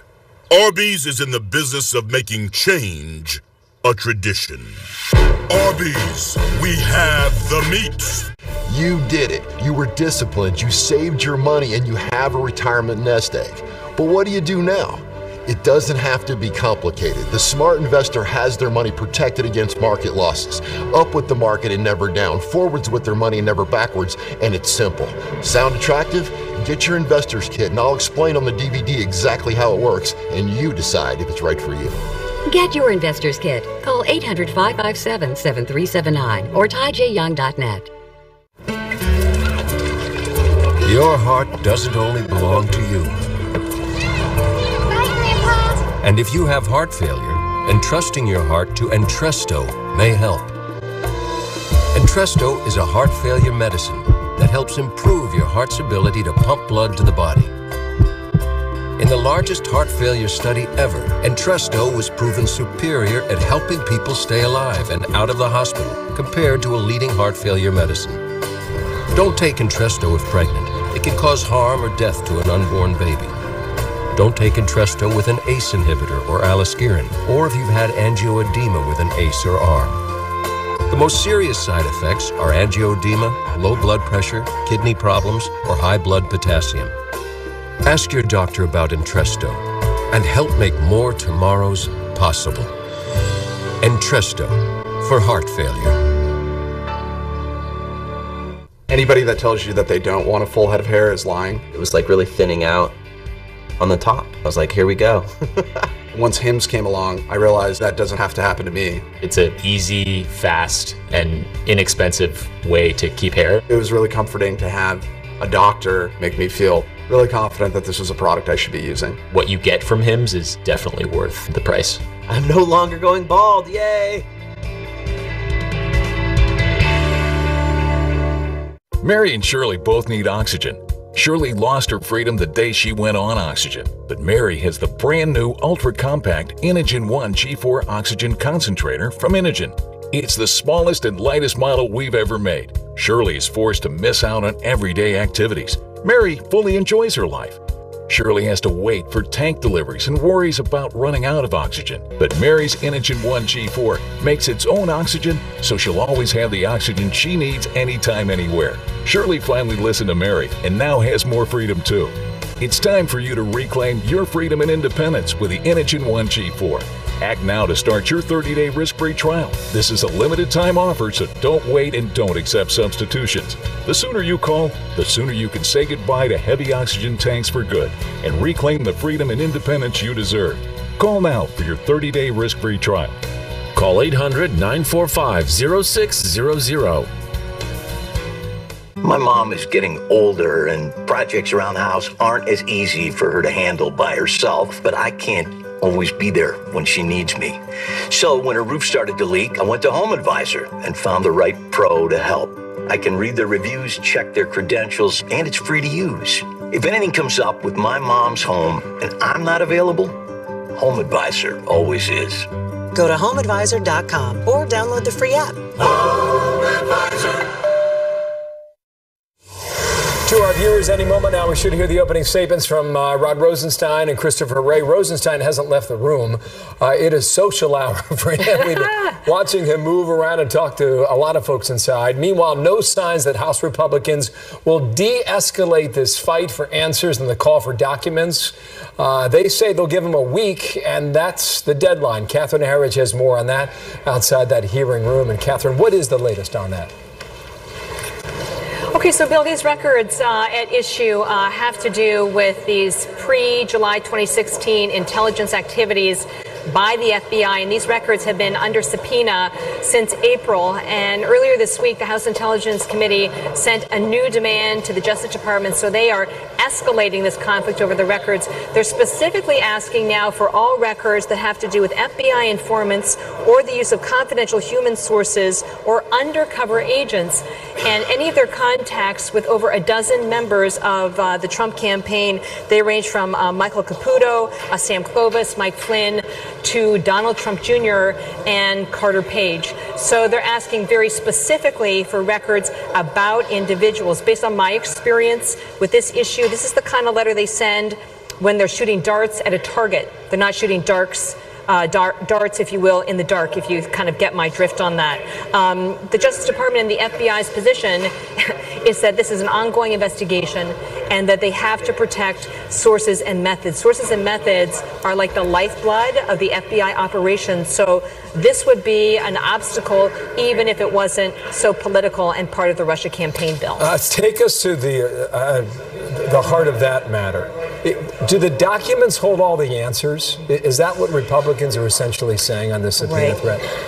Well, right. Okay, so this is a situation where they've had a handful of classified briefings about this pre-July 2016 time period and intelligence activities by the FBI about the Russia collusion investigation. The lawmakers want to see the raw data and the documents themselves. So the intelligence reporting, were confidential human sources used? Were informants used? Who directed them? Or were these what you call walk-ins? These are people who are coming to the Bureau, the Justice Department, a foreign intelligence agency, and they're offering information that they think is important about contacts between members of the Trump campaign and Russian officials. So Republican lawmakers on the House committee want to see the raw data. They want to make their own judgment about what exactly happened. So far, they have not been able to see those raw documents. And the key thing for folks at home is that it's this pre-July 31st, 2016 time period. July 31st is when the FBI officially opened the Russia collusion investigation. And I think this is an important point for context. FBI agent Peter Strzok was the individual who drafted the memo that opened that investigation on July 31st, 2016. He was the one who drafted what's called an electronic communication, or EC. That is the foundational document for the entire Russia probe. And Republicans feel very strongly, because of his anti anti-Trump text messages that he was very forward-leaning on the Russia case.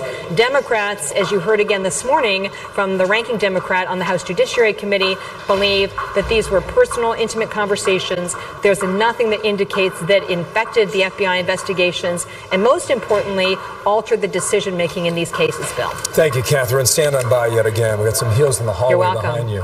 We can hear that. Back with our panel now, Tom Dupree and Jessica Tarloff and Noah Rothman. I think the point that Catherine makes there is critical yet again.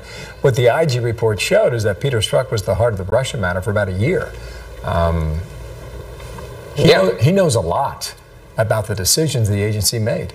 Clearly, and as a result of his position on that probe and then his about 4 weeks worth of work on the Mueller probe, Republicans have every reason to suspect that a bias was involved in the prioritization of what the FBI went after, what they looked at instead of Hillary Clinton's emails, for example, in the investigation into her server, and why they were so interested in Carter Page, which had everything to do with not just his trip to Moscow in around this time in April of 2016, but also his contact with Russian assets in 2013, which was an FBI allegation earlier. So there's a lot that we don't know, but to the extent that Democrats seem interested in this hearing, in obfuscating and in accusing Republicans of pulling on threads and inventing conspiracy theories, I think they're doing a disservice to what the actual investigation alleges here. Nobody should be comfortable with the allegation that federal officials used their power to investigate a private citizen toward a political end. That is the allegation, and to the extent that we can shed some light on that, I think it does everybody a service. And here's the ranking Democrat in the room, Jerry Nadler, talking specifically on Hillary Clinton. Listen to this. As with so many issues, this committee stays silent. But on Hillary Clinton's emails, sound the alarms. Despite an Inspector General's report that in more than 500 exhaustive pages demonstrates conclusively that the outcome of the Clinton investigation was not affected by any improper bias, political or otherwise, we are wasting precious committee time to chase Hillary Clinton yet again. Wasting time, says Jerry Nadler. Jessica? That is the Democrat line on this. I think that there are certainly points here that are not a waste of time, and I wish that Congressman Nadler had also brought up one of the open questions, which is why the FBI decided to say that they were investigating Hillary Clinton, reopening that, but never mentioned publicly that they were investigating the Trump campaign. And that's definitely something that Democrats refuse to take on the nose, as it were. As for the Peter Strzok issue, the IG report also made it clear that Peter Strzok was not someone who believed in the Mueller probe when it started. In his communications with Lisa Page, he made that perfectly clear that he didn't think it was going to go anywhere. That doesn't mean that I don't think that he should testify or that we should hear more from him, but that is important to consider that at the start of all of this, he was not one of the conspiracy theorists. He was not a true believer in this, and he was just going about it and doing his job. Bob Goodlatte said earlier today that the answers from Peter Strzok, Tom Dupree, you can take this one, were not believable. This is the chairman of the committee who's been on this for 2 years now, and he has the lead witness there for 11 hours, and through repeated questions.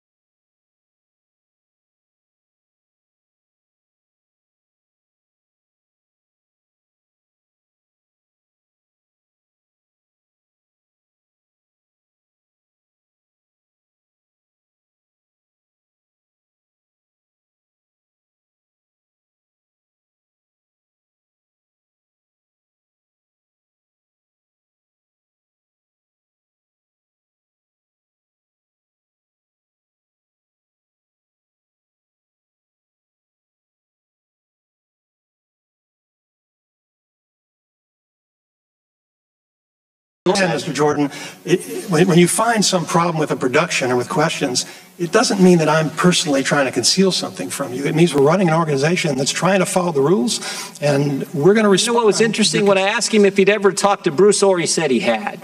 Said he had 3 times in 2016 and 2017. Then I asked him, have you ever talked to Nellie Orr? And he said, no, I haven't.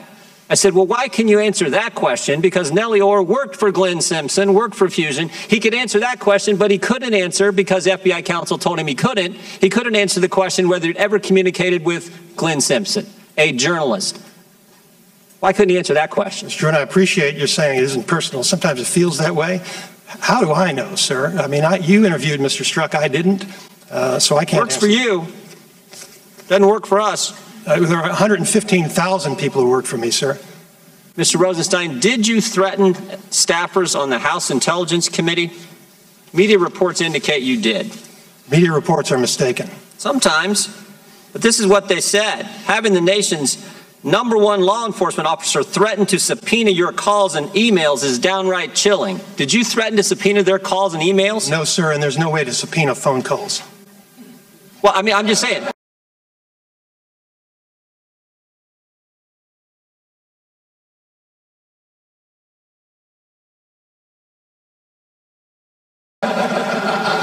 I'm reading what the press said. I'm reading what the press said. I would suggest that you not rely on what the press says, sir. Well, I didn't